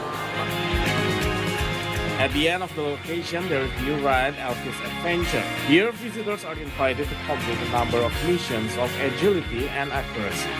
All this fun can be experienced by paying a ticket of 110,000 rupiah during the year-end holidays. See Today contributor reporting from Malang Regency, East Java. Do you still go to playgrounds? Well, I do because I have kids, but I mean, if But you they're want big already. they still like it. And if you want to revive your inner child, I think that playground is suitable for you. Yes. Will you get scared though with a flying fox and very high, not because slide? of the height, but more because of the safety. The safety, yeah. Yes. I mean, we're moms anyway, so. Yeah. We're going for another break. And after the break, Akhir will deliver some economics and business updates for you. Yeah. What have you got for us now? So, ladies, I think I'm going to still talking about the Christmas and New Year's Eve holidays, and I think it's also related to the package that we have just seen. From Malang? Yeah, from Malang Regency, the two teenagers from Jakarta, visitors. I think it is they contributed to the millennial women. Oh, actually. Who made up the bulk of tourists who traveled during the 2023 year-end holiday season. So it's the millennial women who contribute the most? Yes. Amazing. Including those two girls from Jakarta went to Malang Regency and played for the amusement I cannot park. wait to hear more about Yes. So I'll deliver the complete story for you and all of the audience after the break. We will take a look at business updates from Indonesia and beyond again. So still here, stay here only on the Januari News Show, only on See Today.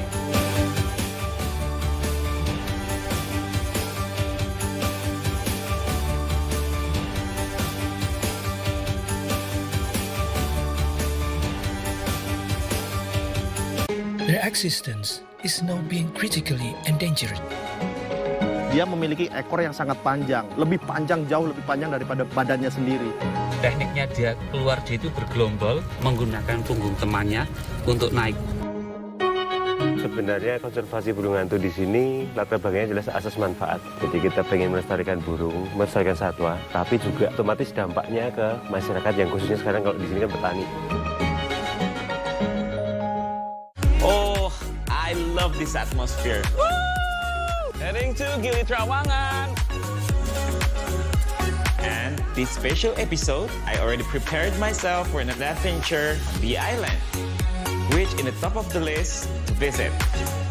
And this is the travel note because life is dope.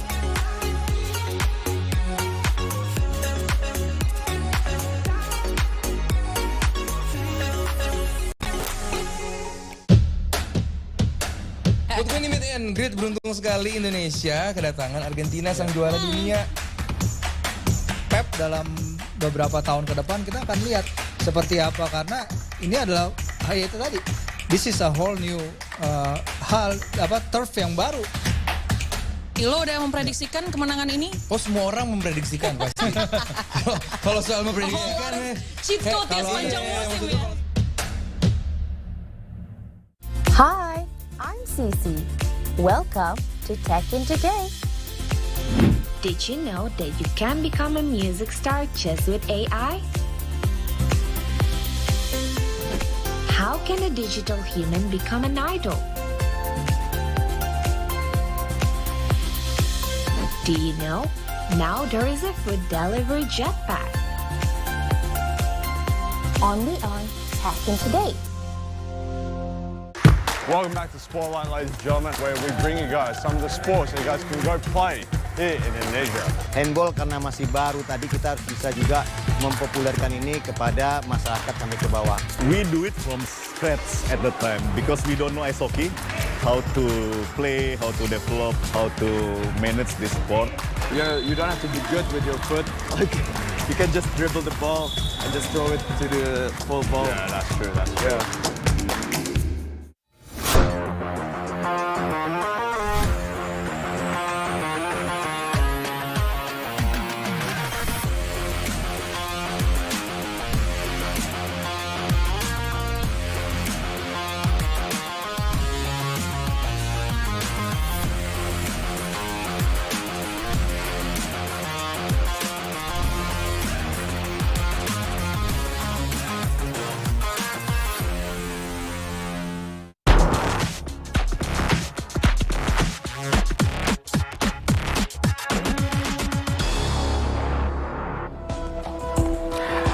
Hello there, welcome back to the 3-hour news show. It's time for See Today Business again, and you're still with me, Muhammad Ahir. Let's jump on to our first story for this segment, and for this second hour, the 2023 inflation rate of 2.61% is a record low for Indonesia in the past 20 years or 2 decades.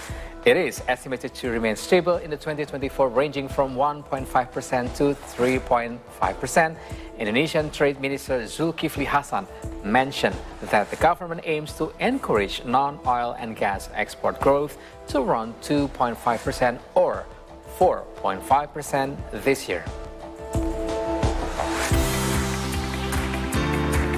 The announcement was made during the Trade Ministry's press conference for 2023 work accomplishments and 2024 outlook in central Jakarta on January 4. He emphasized that the ministry played a vital role in reducing inflation by monitoring price stability and supply of basic necessities. The ministry aims to achieve this by collaborating with the Indonesian Logistic Bureau or Bulog and the National Food Agency. In addition to these efforts, the Trade Ministry has implemented various policies to boost export and import, aside from signing various agreements such as the Indonesia-UAE CPA and the Indonesia-Chile SHEPA. And Minister Hasan is optimistic of Indonesia's continuous growth this year, and the Trade Ministry aims to work with various parties, both domestically and abroad, to boost trade growth in Indonesia. Prediksi pertumbuhan ekonomi global oleh berbagai organisasi internasional menunjukkan adanya perlambatan. Namun kinerja perdagangan 2023 memberikan optimisme ke depan untuk mencapai pertumbuhan ekonomi yang lebih tinggi, diperkirakan 5,2. Ya, insya Allah di atas 5,2 kalau menurut saya. Selain itu diprediksi inflasi akan cukup terkendali di kisaran 1,5 sampai 3,5 sesuai target yang dicanangkan. Pemerintah akan berupaya untuk tetap mendorong pertumbuhan ekspor non migas sesuai target 2,5 sampai 4,5%, walaupun tantangan harga komoditas dunia masih cukup landai. Meanwhile, Statistics Indonesia Bureau released its latest data on Tuesday on foreign tourist arrival in Indonesia from January to November 2023.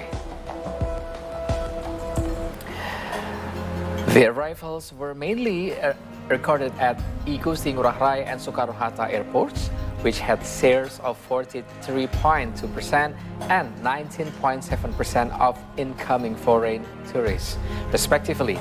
In November 2023, particularly, Indonesia experienced a noticeable decline in foreign tourist arrival month-to-month, totaling 917,000 visits. This figure marked a drop of 6.24% compared to October 2023.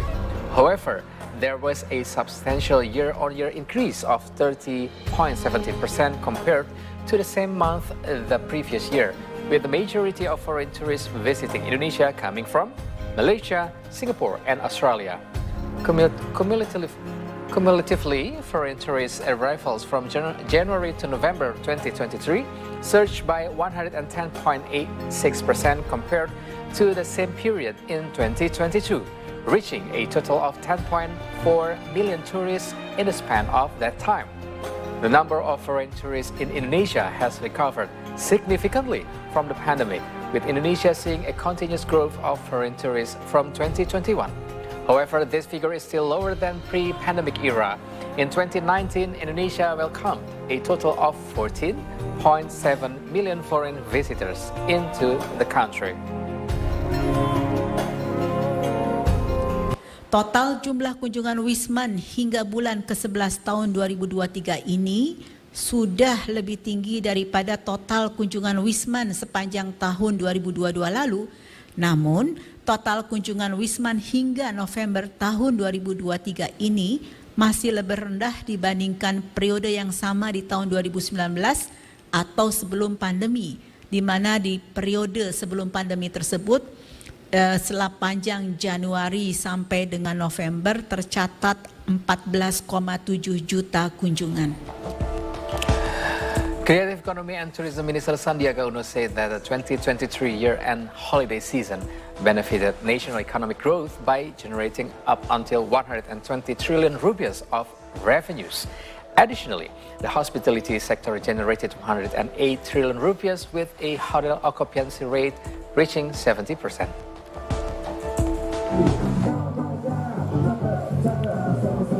Creative Economy and Tourism Minister Sandiaga Uno said that the 2023 Christmas and New Year's Eve holidays positively impacted the Indonesian economy. This statement was made during a press conference at the Sabta Pesona building in central Jakarta on Wednesday afternoon. He further said that millennial women made up the bulk of tourists who traveled during the 2023 year-end holiday season. This follows data gathered from 934 respondents, of which 74% were women and 26% were men. The year-end holiday season has been projected to contribute 120 trillion rupiahs to the country's economy. Meanwhile, restaurants and hotels generate 108 trillion rupiahs following a 70% occupancy rate for 10 days. During that window, 15,500 rooms with a daily rate of 1 million rupiahs were occupied. Jadi dengan pengelolaan daya tarik wisata yang baik dan akses yang luas, maka libur Nataru telah berjalan sesuai dengan proyeksi dan ekspektasi. Kita memproyeksikan kontribusi 120 triliun terhadap perekonomian nasional dari lonjakan pengunjung pada libur Nataru antara 107 sampai 110 juta dan mayoritas akan melakukan aktivitas wisata. All right, so those were the economics and business updates for today. And after the break, again, our own Crazy Alexa will deliver you some update from World of Sports, C Today Sports. So please stay right here on the 3-hour news show, only on C Today.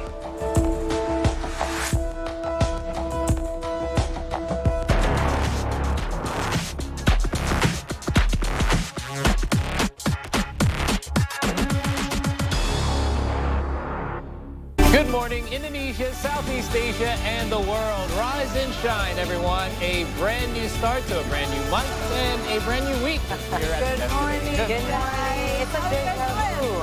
Good. It's like deja vu. It's like with sports, entertainment as well. It is time for See Today with Business with me, Caroline. All right, guys. See Indonesia, see the world, see today.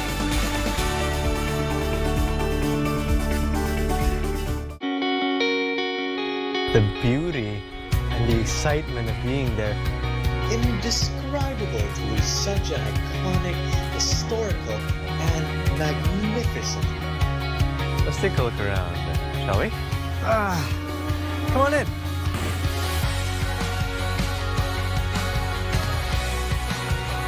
We found them. Where people come and go. A cup of tea, a perfect way to end your day.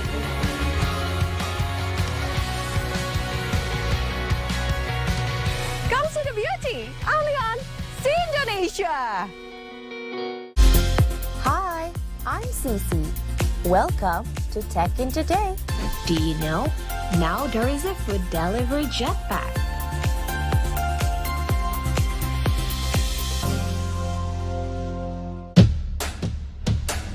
Untuk ini meet and greet, beruntung sekali Indonesia kedatangan Argentina sang juara dunia. Pep dalam beberapa tahun ke depan kita akan lihat seperti apa, karena ini adalah itu tadi. This is a whole new turf yang baru. Lo udah memprediksikan kemenangan ini? Oh, semua orang memprediksikan pasti. Kalau soal memprediksikan, Cipto tiap panjang musim ya. Oh, I love this atmosphere. Woo! Heading to Gili Trawangan. And this special episode, I already prepared myself for an adventure on the island, which in the top of the list to visit. And this is the travel note because life is dope.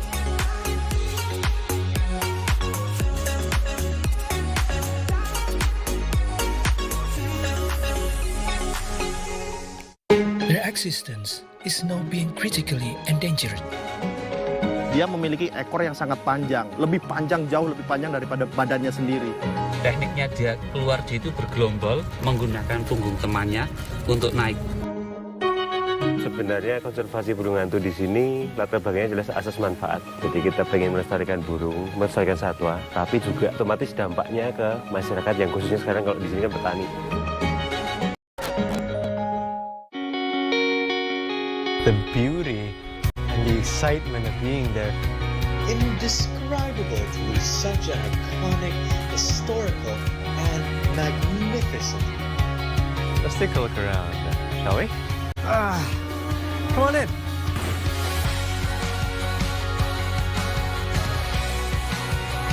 We found them.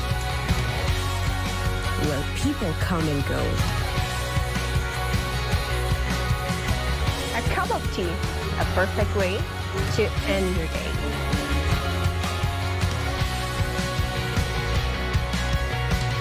Come see the beauty, only on See Indonesia. Good morning, Indonesia, Southeast Asia, and the world. Rise and shine, everyone. We've got sports, entertainment, as well as business updates coming up.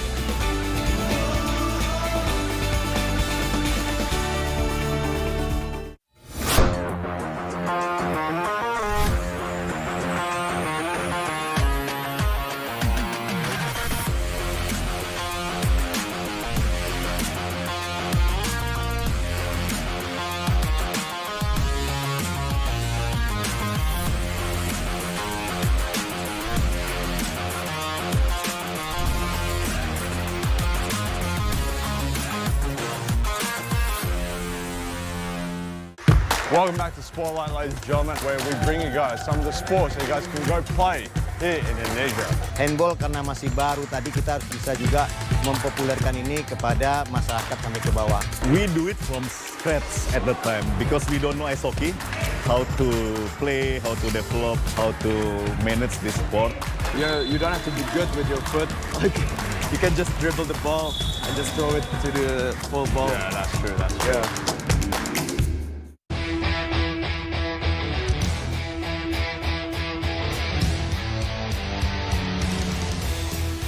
Welcome back to the 3-hour news show on C Today, and now it is time for some sports update.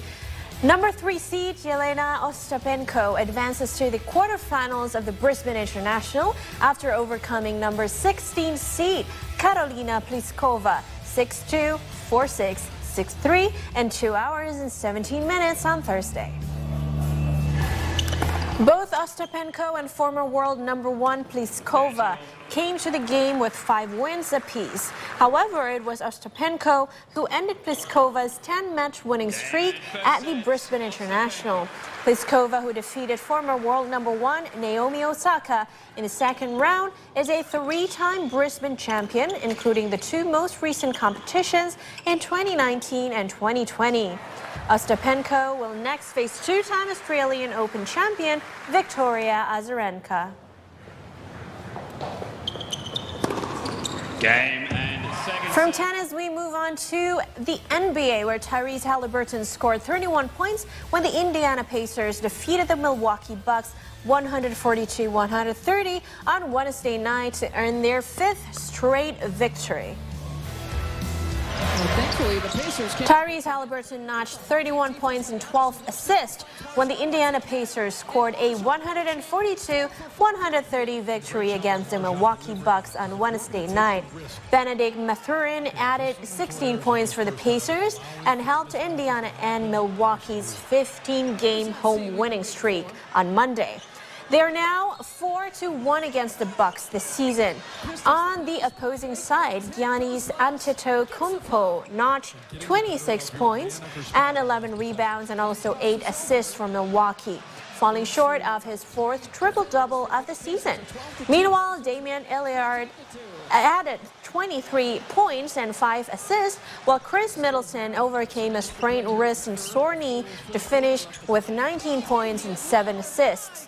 It was Indiana's 5th consecutive victory and their 2nd win over Milwaukee in 3 days. Let's go, Dave. Like you said, there's plenty of time. How Milwaukee's able to close this. And that's a wrap for sports for now, but when we return, we'll have more information, including our signature segment, See the Stories. So please keep it right here on the 3-hour news show on See Today.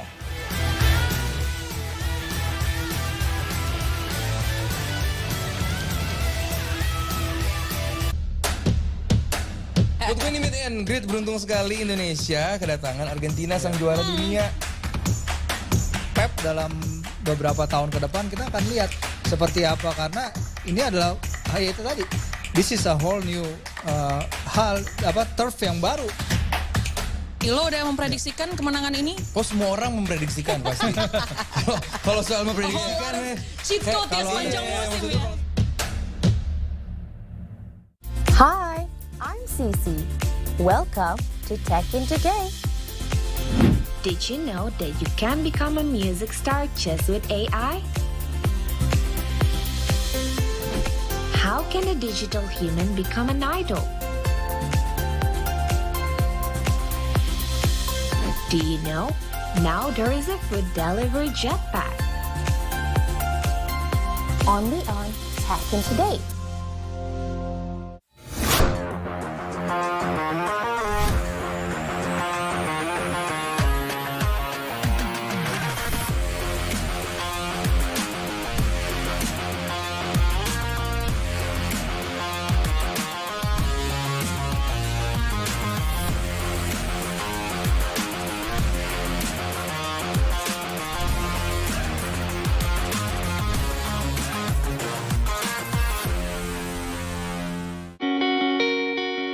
The beauty and the excitement of being there. Indescribable to lose such an iconic, historical, and magnificent. Let's take a look around, shall we? Come on in.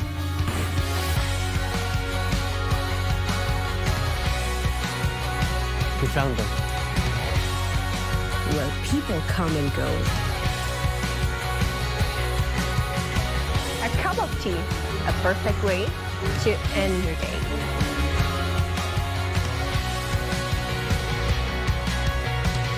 Come see the beauty, only on See Indonesia. Good morning, Indonesia, Southeast Asia, and the world. Rise and shine, everyone. We've got sports, entertainment, as well as business updates coming up.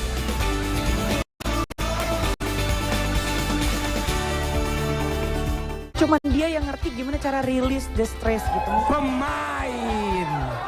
Nana kan merah kan? Arsenal. Oh iya. Saya kira kuning. Kenapa apa? Banana. Oh banana. Oh iya. Oh masuk. Pas waktu kan kakak tahu itu hari dimaki. Iya. Iya kan udah ditanya juga di situ. Ya kan ini kan beda acaranya. Oh yang apa kan dikasih tahu.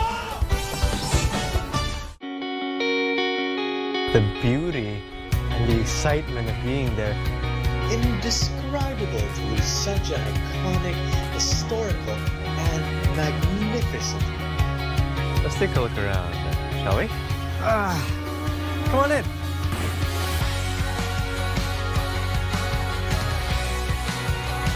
We found them.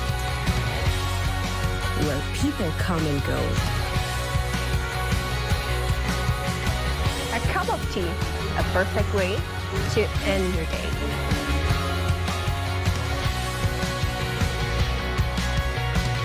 Come see the beauty, only on See Indonesia.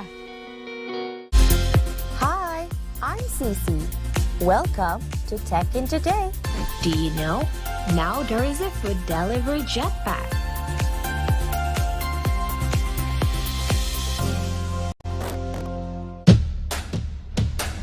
Good win meet and greet, beruntung sekali Indonesia kedatangan Argentina sang juara dunia. Pep dalam beberapa tahun ke depan kita akan lihat seperti apa, karena ini adalah itu tadi. This is a whole new turf yang baru. Lo udah memprediksikan kemenangan ini? Oh semua orang memprediksikan pasti. Kalau soal memprediksikan, cheat code ya sepanjang musim ya. Oh, I love this atmosphere. Woo! Heading to Gili Trawangan. And this special episode, I already prepared myself for an adventure on the island, which in the top of the list to visit. And this is the travel note because life is dope.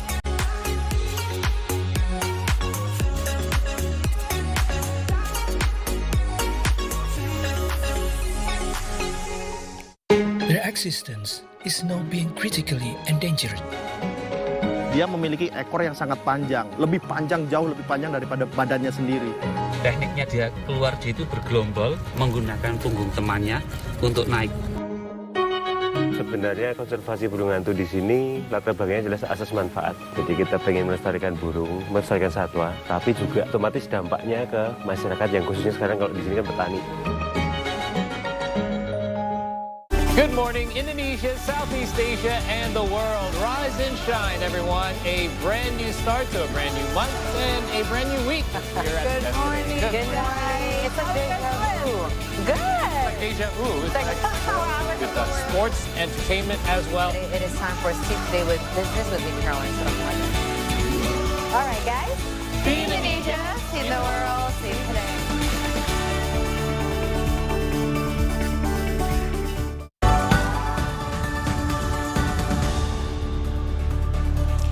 Welcome back to the 3-Hour News Show on See Today. We have the next hour to bring you the latest stories in our See the Stories segment, and you're still with me, Rahma Alia. And I'm Krizia Alexa. For the latest updates, you can also follow us on Instagram, X, and YouTube at See Today News, and also with us. Hello everyone, my name is Muhammad Tahir, but before anything else, let's see what's making headlines today. An imam was shot to death outside a mosque in New Jersey on Wednesday morning. And as of Wednesday evening, authorities reported that the gunman remained at large, while the motive for the killing is still unknown. In See Today Business, the 2023 inflation rate of 2.61% is a record low for Indonesia in the past 20 years or 2 decades. It is estimated to remain stable in 2024, ranging from 1.5% to 3.5%. Tyrese Halliburton scored 31 points when Indiana Pacers defeated the Milwaukee Bucks 142-130 for the 5th straight victory on Wednesday night. And here's the fun part in our See the Story segment. We'll chat with singer and actress Shalomita, who just released her new single titled Biarkan Kasih Bernada. She's also gonna sing. Oh. Yes.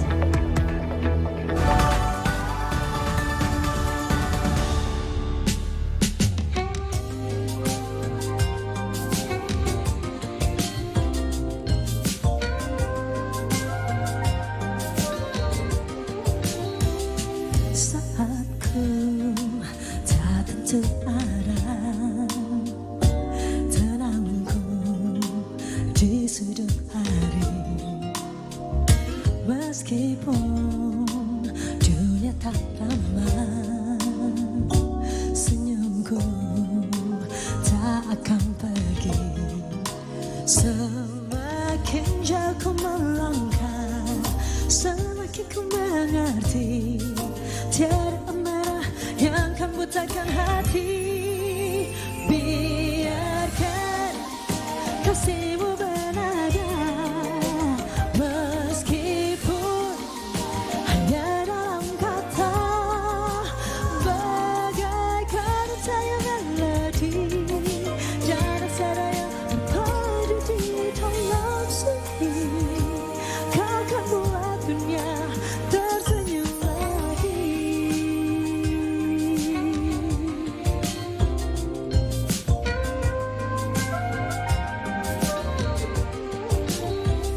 Janganlah binar hati menyerah, kasihmu kan berbalas kasih. Jangan buang waktu, teranglah menyala bagi sesama. Karena semakin jauh kau melangkah, semakin kau mengerti. Tiada amarah yang kan butakan hati. Biarkan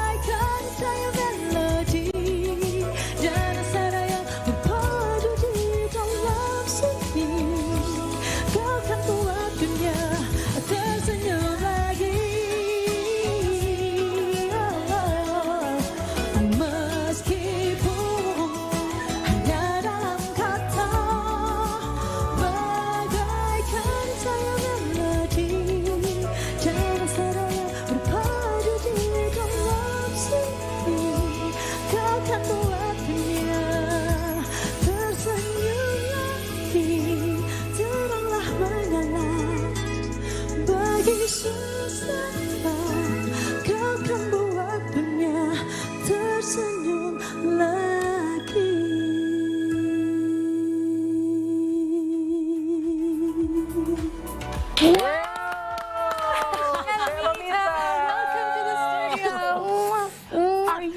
Are you the Shalomita that we know from a long time ago? My God. You did not So long time ago, yeah? Oh Yes, my God. It became a bit and great, Me? really personal between our guest star for this evening, you know. Suddenly I just browsed the first song, Kagumanku. Kagumanku. How old were you then? Kagumanku para cinta. Yeah. Oh my God. Part of 90s kid. Such a fresh air in 2024. Suddenly we have new single from Shalomita. Yes. I mean, Thank God. Thank God Thank you're God. back. I can release some song, thank God. Yeah. You know, the perks of being anchors in Sicily, you know, having a live music. Coincidentally, because it's not a calling voice, you know. It's a real voice. It's really real voice. Really He still has the grips of singing and everything. I mean, and you did not change a bit. I mean, look at you, so beautiful. Same with you, so beautiful. Oh, thank you. Really, right? Yeah. So, I mean, as usual, all of your songs are just very easy listening. It's just lovable, very catchy. Tell us more about Biarkan Kasih Bernada. Biarkan kasih bernada. So what is it? It's so poetic, yeah. The title, yeah. So the song is about spread your love, express your love for your loved ones. Okay. Before it's too late, like that. And actually, the song is about.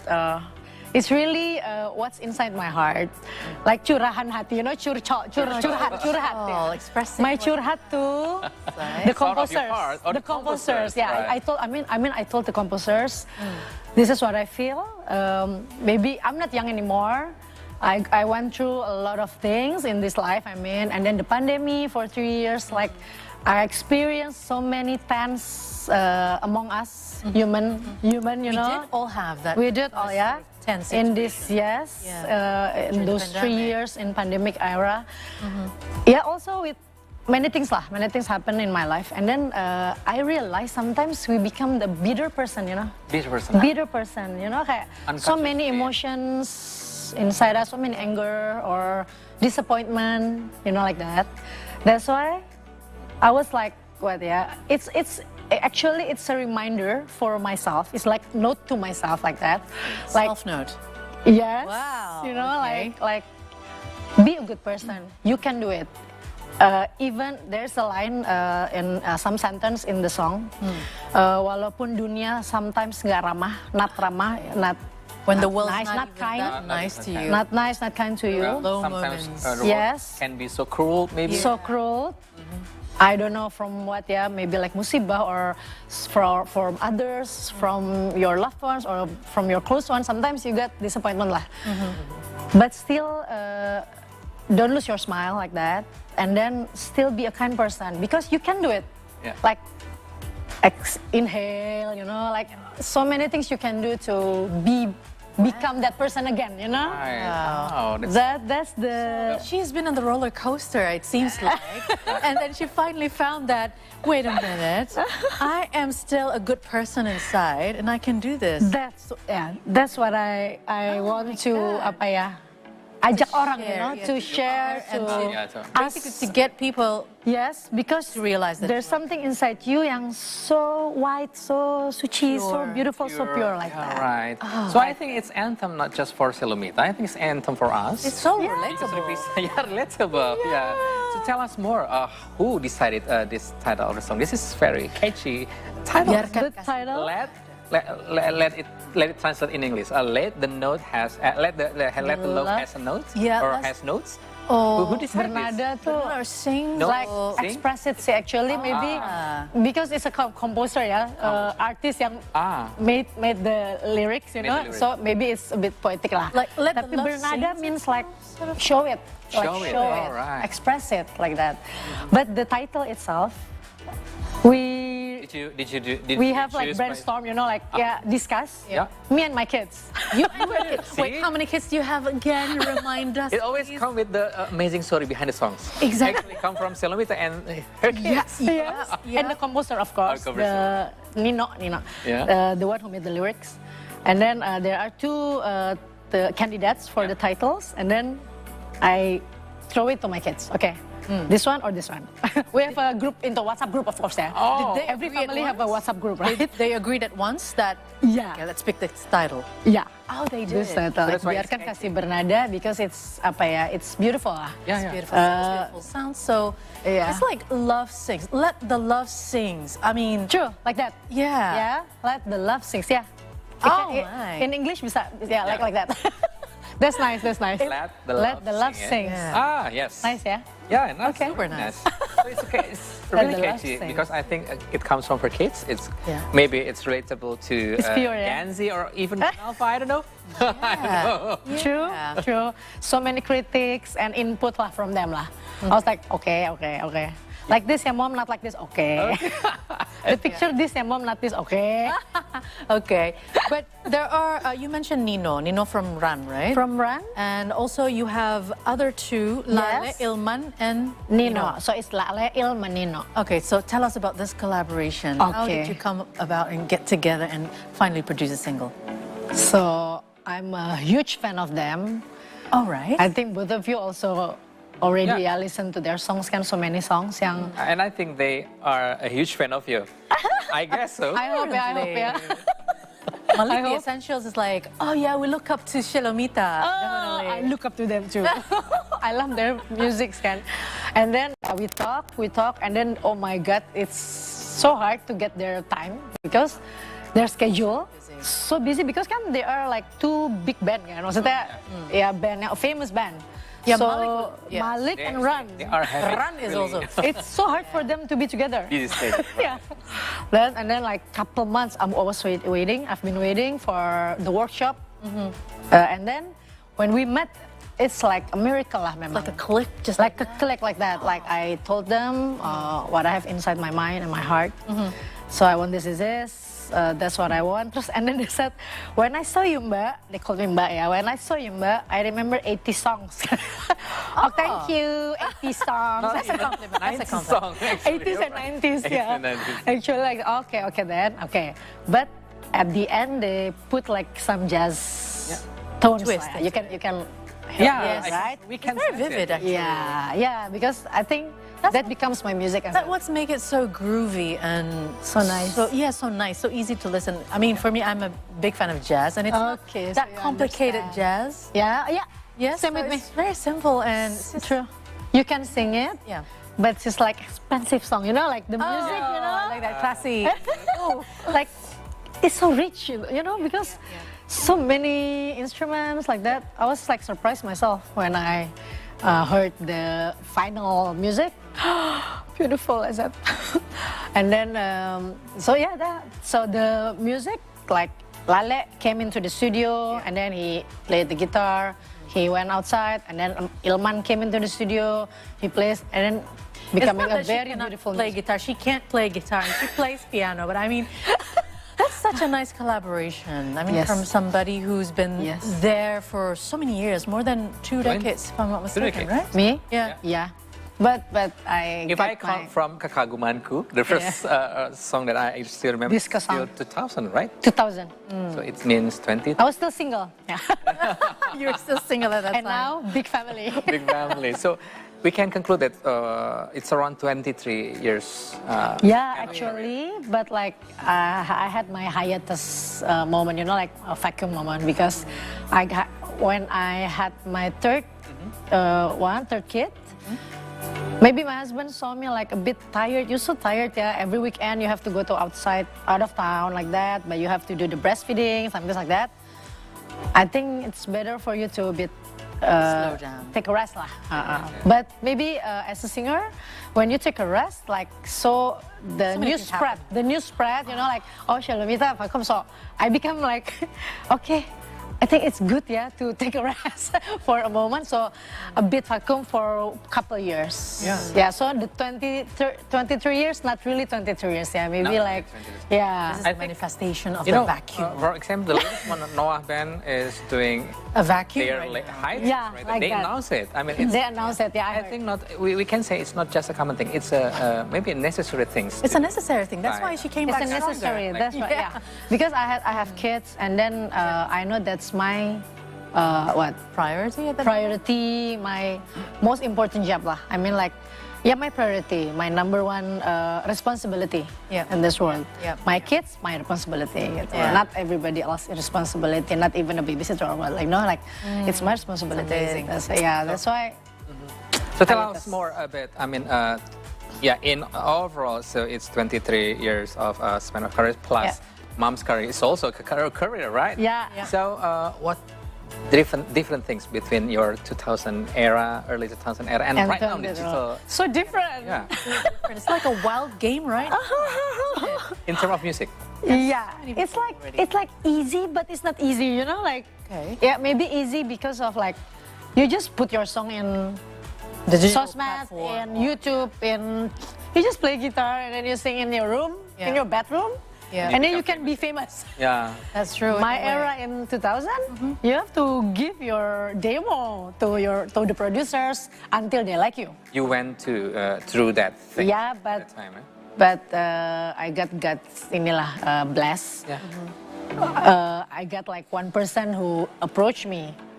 I always call him my hero because he was like, I knew you from you were like in elementary school. I know you can sing. So let's make an album. He knew your lower nose is fast, you know, then why don't you sing? Yeah. I think he heard me when I do the choir in the elementary school. I don't know, but that time I was like, okay, I sang like as a band in university band, you know, like campus band. I sang. But when I made an album, it's not really hard for me. I thank God for that. I got a right person, my producer. I got a right music producer also from Malaysia, at the time Hari Krish, and he's the one who made like Sheila Majid songs, you know, like like jazzy and R&B songs like that. So I love my album. So you said it's difficult. It's easy in a way because it's easier to actually just choose a platform. But what about the difficulty? The difficulty is like the competitions. Oh my God! Oh my God! So many newcomers, so many already existing. Every hour, I think every hour there a new singer. Like rise and fall, it's like maybe not really like a famous singer, but you're a singer. Yeah. When you put your song in, not digital platform, maybe there's something that you need to take care of. It's not really easy. Also, you need to like contact this. But when you put it in YouTube, when you put it in what else? Yeah, YouTube, TikTok, put your YouTube like that, you know, or Instagram. Yeah. When people likes it, people likes the song, people likes you, you get viral, you become a singer. Or a composer like that. Competition is very tough. Very tough. Very tough, but maybe the easy one is like that. You just put it in Sosmed. You don't need to buy a tape or CD or what to play. You have you need to have a player like that. No, you don't need that. But that. So every hour you can see the new song like that. So many options. But next we're gonna discuss with Mbak Mita. What are your strategies then to basically win the game right now? But that's going to be after the break. Yes, right? And for the next City Stories will continue after the break, and we will talk more with Shalomita and play game 2. This is our special things here, playing game on the 3-hour news show only on City Today.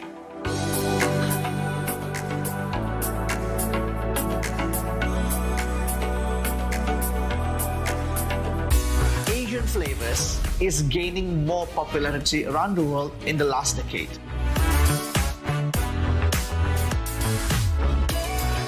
Personally love this, not just because it is familiar for our palate, but because the airiness, the textures of the youtiao, it's completely different than baguette. So with those appetites and with those pleasure-driven people, Menteng is a very special place for restaurant. Welcome back to Spotlight, ladies and gentlemen, where we bring you guys some of the sports that you guys can go play here in Indonesia. Handball karena masih baru, tadi kita harus bisa juga mempopulerkan ini kepada masyarakat sampai ke bawah. We do it from scratch at the time because we don't know ice hockey, how to play, how to develop, how to manage this sport. Yeah, you don't have to be good with your foot. You can just dribble the ball and just throw it to the full ball. Yeah, that's true, that's true. Yeah. Oh, I love this atmosphere. Woo! Heading to Gili Trawangan.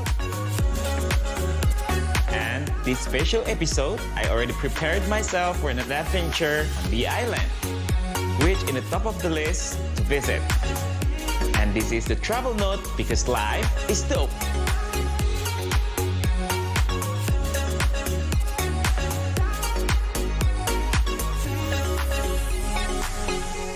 Group of volunteers operating in south of the city has united to assist displaced children in a refugee camp in Rafah in overcoming the trauma of war. The volunteers come from diverse professional backgrounds and share expertise in working with young people. Their existence is now being critically endangered. Dia memiliki ekor yang sangat panjang, jauh lebih panjang daripada badannya sendiri. Tekniknya dia itu bergelombol menggunakan punggung temannya untuk naik. Sebenarnya konservasi burung hantu di sini latar belakangnya jelas asas manfaat. Jadi kita pengen melestarikan burung, melestarikan satwa, tapi juga otomatis dampaknya ke masyarakat yang khususnya sekarang kalau di sini kan petani. Good morning, Indonesia, Southeast Asia, and the world. Rise and shine, everyone. A brand new start to a brand new month and a brand new week. Here at Good morning. Good morning. It's a deja vu. Good. It's like deja vu. It's like with sports, entertainment as well. It is time for Steve Today with Business with me, Caroline. All right, guys. See Indonesia, see the world, see today. Group of volunteers operating in south of the city has united to assist displaced children in a refugee camp in Rafah in overcoming the trauma of war. The volunteers come from diverse professional backgrounds and share expertise in working with young people.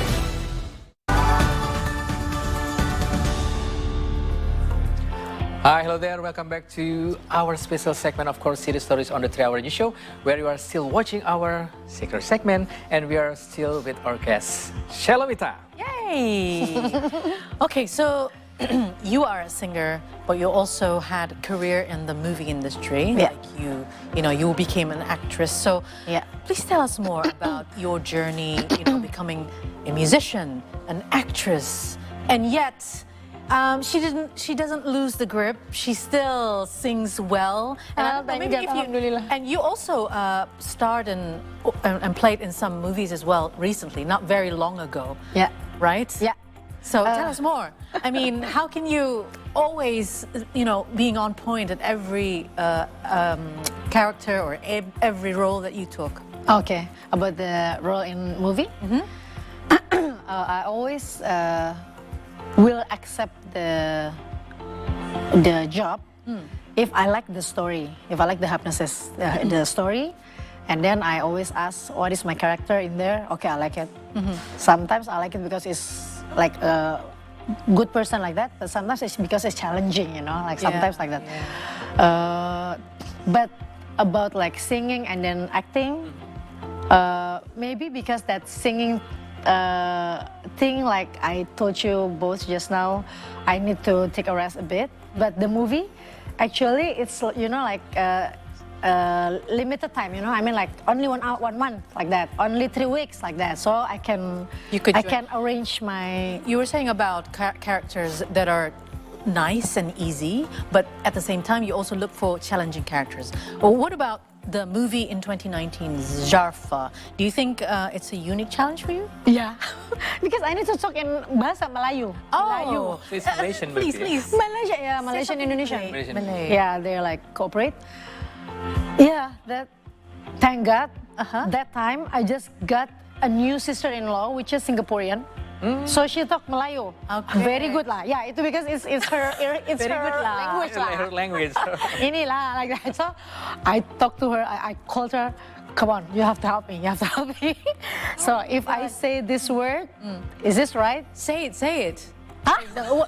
Can you give us like one We have a glimpse of the clip here right now. So. Iyalah, lihat itu aja lah. Where is it? This one. Yeah, there's no sound basically. It's There's no just sound. the footage. Okay. So the difficulty was because you had to speak a little Malay. Yeah, you know, like I want to, like that kind of. So who was the coach? I could not like that, you know, like cakap ini, like that, you know, like the word similar tapi different. Different. Ya kan? Similar but it's different.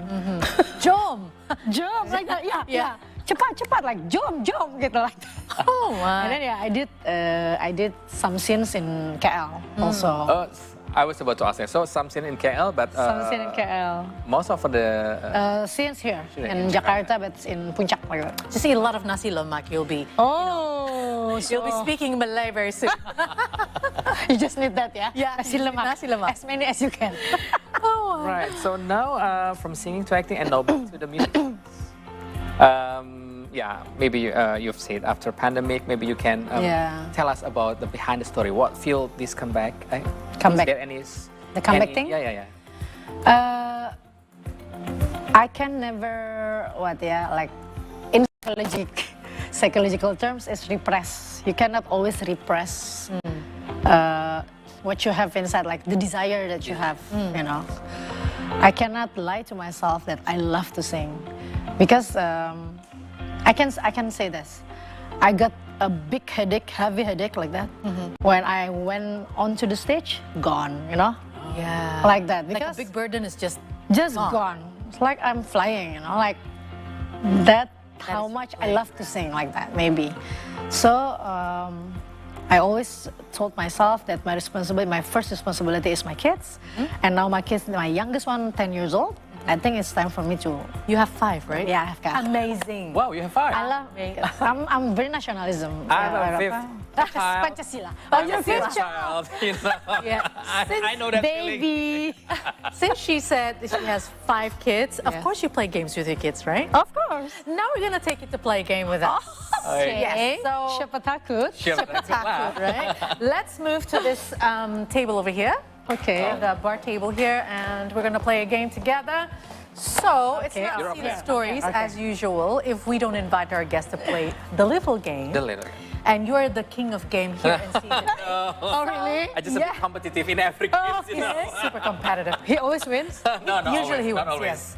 So Oh my God. we can see the competition now. Right. Today we'll play guess the movie name from the line.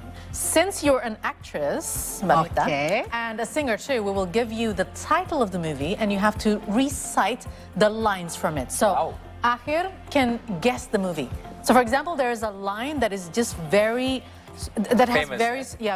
famous from that movie. Okay, I only remember one movie lah, with one line. There is some movie. Yes, I always remember, but I don't know the others. We have the clue. So we have the clues. I can read it. First of all, we're gonna have Mbak Mita to see it. Yeah, to see it first. Okay. Okay. It's getting tense. First clue is this. If you don't feel comfortable, maybe you can skip this one and see this. Not too bad. Okay. Yeah. Boleh ya? You can. Yes. Do you want to build a snowman? Easy. Frozen. Yes. I guess. Okay. Yeah, I remember the song, you know? Yeah, you can sing it. Yeah, it's okay. Yeah. Is that correct? Let's see. That. Wait. Okay. Can I? Okay. Sorry? Actually, that was the second clue for you. But let's see, the first answer, it was, Terminator. We skipped that one. Skip one. We skipped that one. And we did the second one. It was Frozen. And you guessed it. Okay, The third one. Okay. Third one. Okay, let's do it again. Do it again? Me first, okay? No, I already sang it. Okay. Yeah, you sang it. Okay. She sang it already. Do you remember? A Whole New World. I know, A Whole New World is Phoebe Bryson. The movie. The title of the movie? title of the movie. Who were in the carpet with who? Beauty and the Beast? No. The flying carpet. A whole new world. Aladdin. Yes. Yes. Yes. 2 versus 0. Let's see. Is that correct, Aladdin? Not Beauty and the Beast. No, I just remember you raise an Another ring song. the bell, yeah? Another song. Right. Okay. I don't know. Now, let's see. Okay, she's gonna skip this one. Number 4, skip. So we go to the next one. Oh. You know this one? Only this lah. Only this title. Okay. Sing it again. Sing again. Sing it again. Kucha kucha hota. It's Kuchi Kucha Hai, right? Oh my God, thank you. Let's see. Because I don't know the line as well. Hey, that's correct. Kucha kucha hota. Hey. I mean, the whole Indonesian know this movie. Actually. All right. So, did we do everything? Yeah, everything we already. did. Okay. So you got all of them correct. Yes. No, all of them. Yeah. All of them. Okay. 4, yeah. Is it my turn now? Yes, your turn. Aduh. Your turn. And then I don't know how to give a line. Do the line. It's not easy, right? Do you remember any of the line? Kamu jahat. You know? Yeah. You know? Ada apa dengan cinta dua? Oh, good. Right? Dua? Right? Not No. specific. Not specific. Okay, let's see the answer. Let's reveal it. Yeah. Ada apa dengan cinta? Aku pergi ke, I don't know, I went to, I don't know the rest. Jahat. Yeah. I remember the cafe. We went to that cafe. Jogja, yeah. Okay, that's good. Okay, next, let's see. Can you do that? Can I make it a bit difficult? Okay. No. Try it. Kamu jahat. Kamu jahat. Oh, I'm not Rangga. Right, so. Okay. Alo Mohora. With a wand. Allah Mohora. Wingardium Leviosa. With a wand. Harry Potter. Let's see.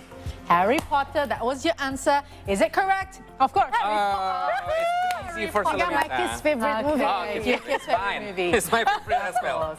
And the last one. The last one, can I pick? Yeah, it's which number is it? Number 3? Easy one lah, easy one. Or number 4? No, I want to choose this one, but I don't remember what kind of The line. next one is easier, no? No, it's become tie. Okay. I want to win the competition. Yeah, jahat. Jahat, king of game. I already reminded you. But I forgot what line is it. Okay, you don't have a lot of time. Okay. Ayolah, the easy one aja. You don't have a lot of time. Okay, I chose the last one because I don't remember any Okay, last one is number Last one. 5. Number 5. This is easy. Okay. Yeah. Mengapa bintang bersih? Petualangan Sherin. Ya. Petualangan Sherin. It's tie. Yeah, it's a tie. How should we decide? Okay. It's okay. I'll get your album, okay? Okay, please. Okay. Thank you so much for playing with us. Yeah, I hope that it's so fun. Embracing your inner child within you. You can play it with your kids. Yeah, with these games. Yeah, cute. Yeah, don't forget to watch us tomorrow because we usually give a kind of news game from TikTok, you know. Okay. It can be a recommendation game for you when we're back. Okay. Congrats for you both. Yeah. Yeah, Become the thank winner. you. It's a tie. Thank you. And thank you for coming to see today's studio. It's a lovely so time glad to be talk here. again. And also a big, huge congrats for your Definitely. new song. New single. Thank you. Let the love sing. Let the love sing. Let the love sing. All right, so Series Stories will continue after the break, and we had talked about family with Shalomita earlier. And of course, after this, we will cook simple recipe you can try and enjoy with your beloved person at home. So please stay with us only on the Trend News Show, only on See Today. What is the menu? Dumpling.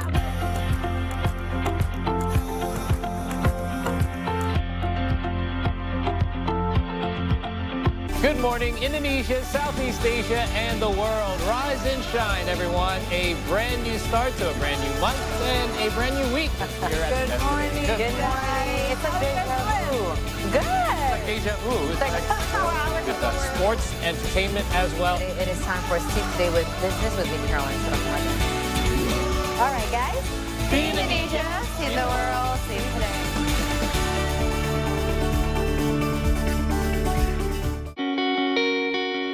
The beauty and the excitement of being there. Indescribable to lose such an iconic, historical, and magnificent. Let's take a look around, shall we? Come on in.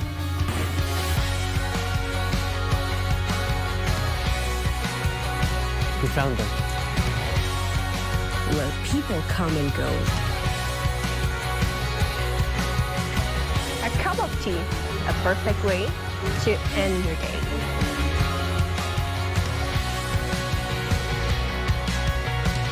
Come see the beauty, only on See Indonesia. Hi, I'm Cece. Welcome to Tech In Today. Do you know? Now there is a food delivery jetpack.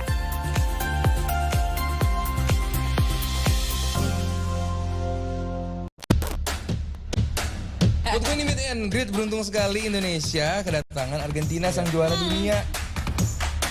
Pep dalam beberapa tahun ke depan kita akan lihat seperti apa, karena ini adalah itu tadi. This is a whole new turf yang baru. Lo udah memprediksikan kemenangan ini? Oh, semua orang memprediksikan pasti. Kalau soal memprediksikan, cheat code ya sepanjang musim ya. Oh, I love this atmosphere. Woo! Heading to Gili Trawangan. And this special episode, I already prepared myself for an adventure on the island, which in the top of the list to visit. And this is the travel note because life is dope.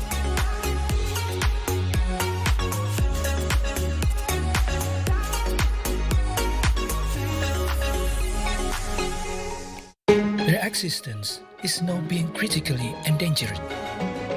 Dia memiliki ekor yang sangat panjang, jauh lebih panjang daripada badannya sendiri. Tekniknya dia itu bergelombol, menggunakan punggung temannya untuk naik. Sebenarnya konservasi burung hantu di sini latar belakangnya jelas asas manfaat. Jadi kita pengen melestarikan burung, melestarikan satwa, tapi juga otomatis dampaknya ke masyarakat yang khususnya sekarang kalau di sini kan petani.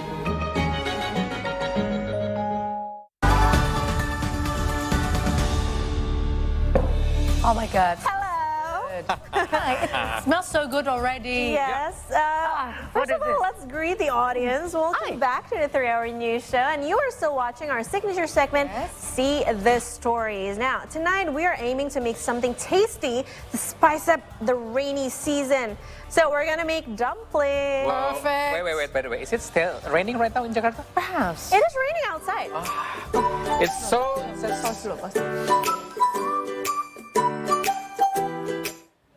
What a perfect choice. Yes, it's still raining outside and Eating dumpling in the middle of the rain of Jakarta, I think that's great. So, and we just celebrated the New Year, and next month we will celebrate the Chinese New Year. Yes. So, in the theme with the New Year and the coming New Year, that's going to be like aligning, right? Yes. And I think dumpling would be just the perfect dish to cook. Agree. They represent wealth, prosperity due to their shape, which resemble little gold ingots. Yes, yes. And you know, I heard that some follow the tradition of hiding surprises. Oh, did you do that? I'm inviting you to do so. Okay, so the hiding part, the filling of one of dumplings, the lucky person who gets it will have even more. We'll find gold coins. Even more, yeah. So we are in prosperity prospect. So the one who got the hiding things will get more fortune in the coming year. Maybe you can do it at home, but for us, we won't do it because we want all to get equal prosperity this year, okay? So we don't have much time. Let's get started. Before we start the segment, I've already chopped. So I've chopped the shiitake mushroom, I've chopped the carrot, the spring onion, garlic, ginger, and minced chicken. Okay. You use ginger. I use ginger. Do not worry, you won't be able to taste it, but you can feel the aroma later. So let's get going. Okay, do you want to help me mix all the ingredients? So put it in this bowl. Okay. Using a spoon or fork. Spoon, yeah. Okay. All of them? Spoon. Can I put all? Yes, you can. We're missing one ingredient. Can I ask for the help of our team? Salt? Our lovely team back there. We need one egg. One egg. We need one egg. Just to glue everything. Yes, bind it together. And then to break the protein in the chicken, we should salt it a little bit. Okay. Just a little bit. Just a little bit salt. Because we're gonna use this soy sauce anyway. Ah, yes, so you don't want to Yes. make it too salty. Yes, because this is an Asian dish, we don't need measurement. We just whoop, eye it. Wait. That's enough. One Magic, splash. magic. One splash. I have an You egg. have a surprise. Thank you so Of much. course. Oh, One egg. oopsie, I put Okay. too much, so I'm gonna scoop it with a spoon. Too much? Wait up. Too much, too much. So this was, oh, the pepper. Remember what happened to us on the, I don't know, a long time we ago? always did we that, put yeah. too much. All right. Okay, now crack the egg. Crack the egg, okay. Okay, meanwhile, we're gonna heat the pan. Now, if you see here, we have a lid because it's important. You want to make it steamy Yes. inside. Okay. We're gonna make the bottom part a little bit crispy, but the top part Still soft. chewy and Can I soft. take? Yes, you can mix. Make it messy, please. Make it Ahir. messy. So just the minced chicken, yeah? With the Minced chicken. with chicken. one egg, You gotta make it smooth. salt, So stir vigorously. Yeah. Yes. pepper, yeah? Okay, so And then we can mix it with other ingredients, which is ginger. Yeah. Okay, I'm gonna put quite a lot, but it won't overpower. it won't be that spicy or... No, trust me. Okay. And And then, it's sort of like... Why? It won't be I spicy. don't know, because when you steam it and you cook it, it just blends together. That's nice. And then I'm gonna help you put some. You love shiitake mushroom, I do right? love, and I always realize the Chinese Okay. dish, they often have ginger in it. Yes. Especially with the fish. And soy sauce. And soy sauce, yeah. Now you can stir it just slowly. Carrots. Some carrots. And spring onion, really, really important for texture and Love it. extra fragrance. Fragrance and crunch. Yes. Oh, it seems so healthy, yet looks so delicious. I can't wait for it to be cooked now. Okay. So what do we do next? Are we going to wrap it? Each of us are going to make one, but you can pick whatever shape you want. Ah. So there's no rule actually. Previously I've made this, and I'm going to show you how. You can make a simple one or a tiny one like this. Like this, Oh, any it's shape like a you want. So what you're going to do racket. is put it in your hand like this, and I think better to use a fork and get just a little bit of the chicken filling. As big as a chestnut or something. Yep, and then this is some water. To glue it? To glue you it, can use just- this fork and I'll use Just this one. do that. On one side, so you want to glue it on Because both this is sides. already dry, so I gotta put on the other side. Otherwise, It won't stick. It won't stick. So, okay, Okay. pinch the middle, and then And then you make the design. yes, you make Wrap- any design. you want. what is it called? Wrap. I don't pleats. yeah, pleats. Thank Okay. Now, okay, and we're done. It's like, Very nice, Grizia. Thank you. Here's my dumpling. oh, Look that's so at beautiful. that dumpling is perfect.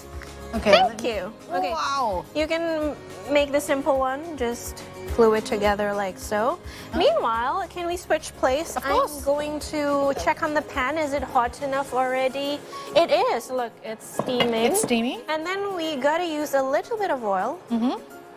Not too Just a much. simple one. Yeah.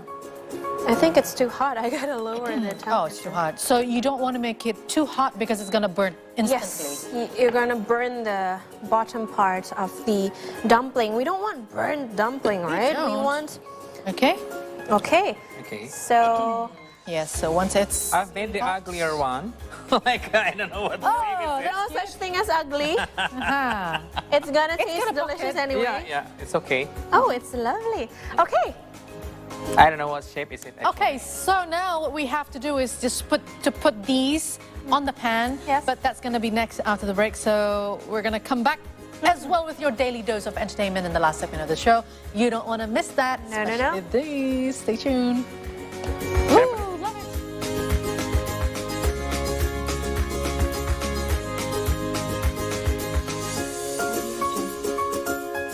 Cuman dia yang ngerti gimana cara rilis the stress gitu. Pemain. Nana kan merah kan? Arsenal. Oh ya. dia Agung. Ya, Saya kira kuning. Kenapa apa? Banana. Oh, banana. Oh, masuk. Pas waktu kan kakak tahu itu hari dimaki. Iya. Iya kan udah ditanya juga di situ. Ya kan ini kan beda acaranya. Oh yang apa kali kasih tahu? Group of volunteers operating in south of the city has united to assist displaced children in a refugee camp in Rafah in overcoming the trauma of war. The volunteers come from diverse professional backgrounds and share expertise in working with young people.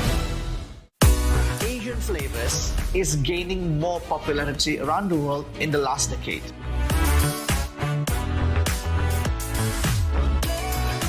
Personally love this, not just because it is familiar for our palate, but because the airiness, the textures of the youtiao, it's completely different than baguette. So with those appetite and with those pleasure-driven people, Menteng is a very special place for restaurant.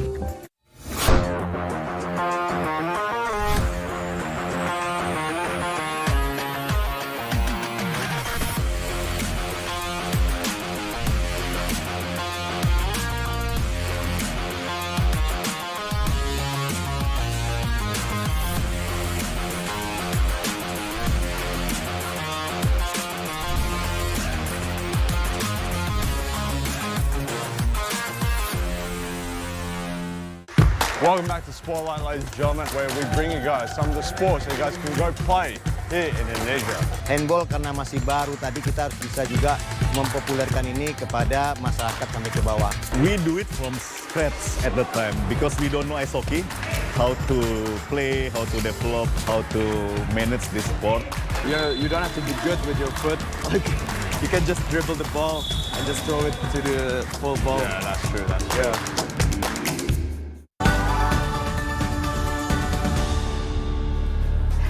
Hi, hello there, welcome back in our last segment, not last man of the show. Indonesian singer, you know, we have the story of it, yeah? But I think before we jump into this story, I think we need to go... Give some update to the audience. So we've put the dumplings on the pan. Yeah, it's like a pot stickers, right? Yeah. Like a gyoza, if you're familiar with that. And then you can see the bottom part is starting to brown. And then what we do, pay attention is really easy. Oh, pay attention. Okay, you need to pour in some water, okay, and then directly... This is to steam the dumplings. Just a little bit. And just a little bit, not too much, eh? Not too much. So you're gonna have like what's the function of it, Chris? So you notice how only the bottom part is cooked right now? Yeah. We want the upper part and the top part to be cooked as well. We want it to be chewy and soft, so we need that steam. And we want the bottom part to be crispy a little bit. Crispy and brown. Oh, okay. What's the news? Oh, okay, you're making this. And as well as to cook the chicken, right? To cook the chicken and the carrot and I the can mushroom. make a new shape. It's I love it. It's nice. Okay. A compliment to myself. By the way, you know, while we're making a lot of more of this dumpling, we have a good news from Indonesia. Indonesian singer Putri Aryani and Norwegian disc jockey Alan Walker are set to release their collaborative single titled Who I Am. I saw the promotion, like the short clips of their collaboration. Teaser. So let's take a look first. Let's see.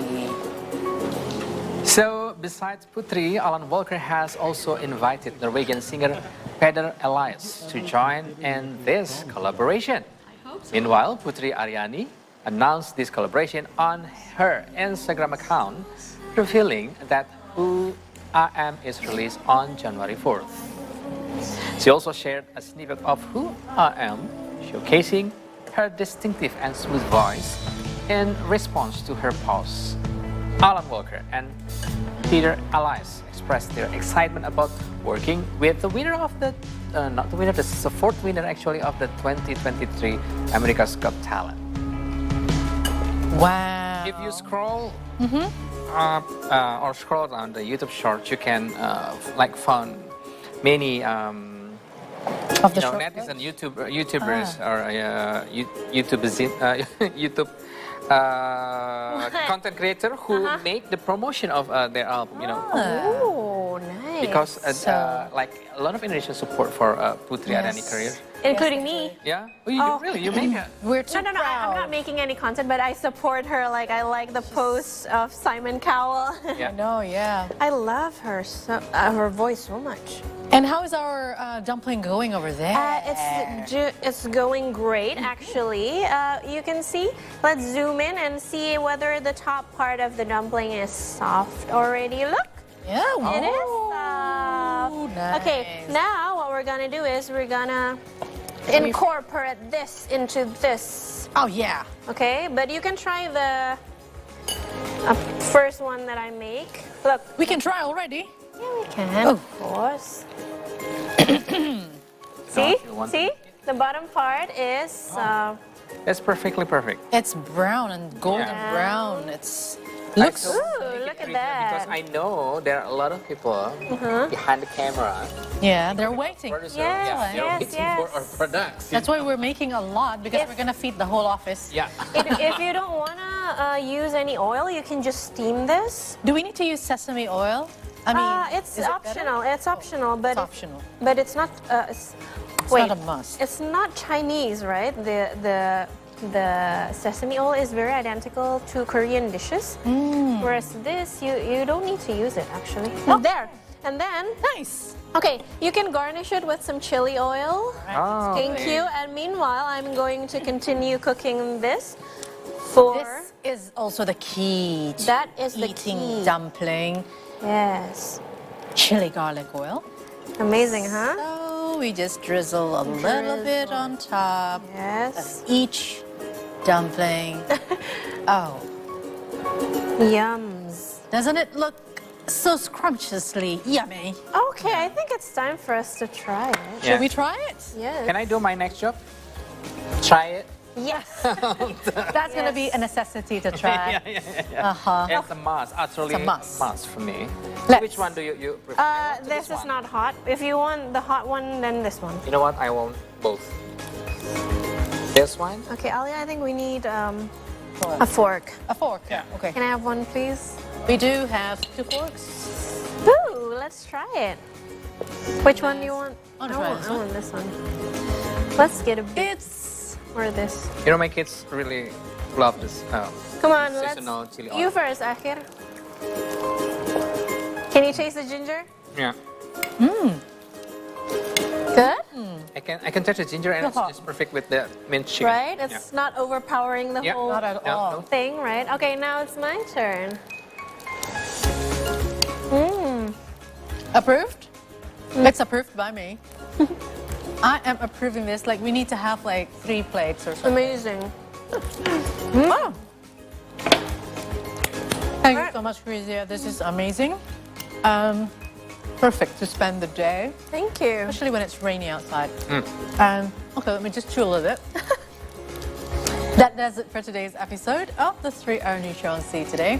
Be sure to also follow us on our social media through Instagram, X, and YouTube channel at C Today News. And C Today can now be enjoyed in Australia on Foxtel's OTT platform, Flash app, or Macau Cable TV channel 84, or if you're in the Philippines, sorry, you can also watch the Converge Vision channel 58 and Singtel Singapore channel 50. And for all of you who are a Telkom Center user, you can also watch See Today on the MaxStreams apps. And don't forget to also tune in again tomorrow same time at 5 p.m. right now, yeah? Starting for the 3-hour. I want to say, see Indonesia, see the world, see today. Bye. Bye-bye. Enjoy the dumpling. Let's try the hot one.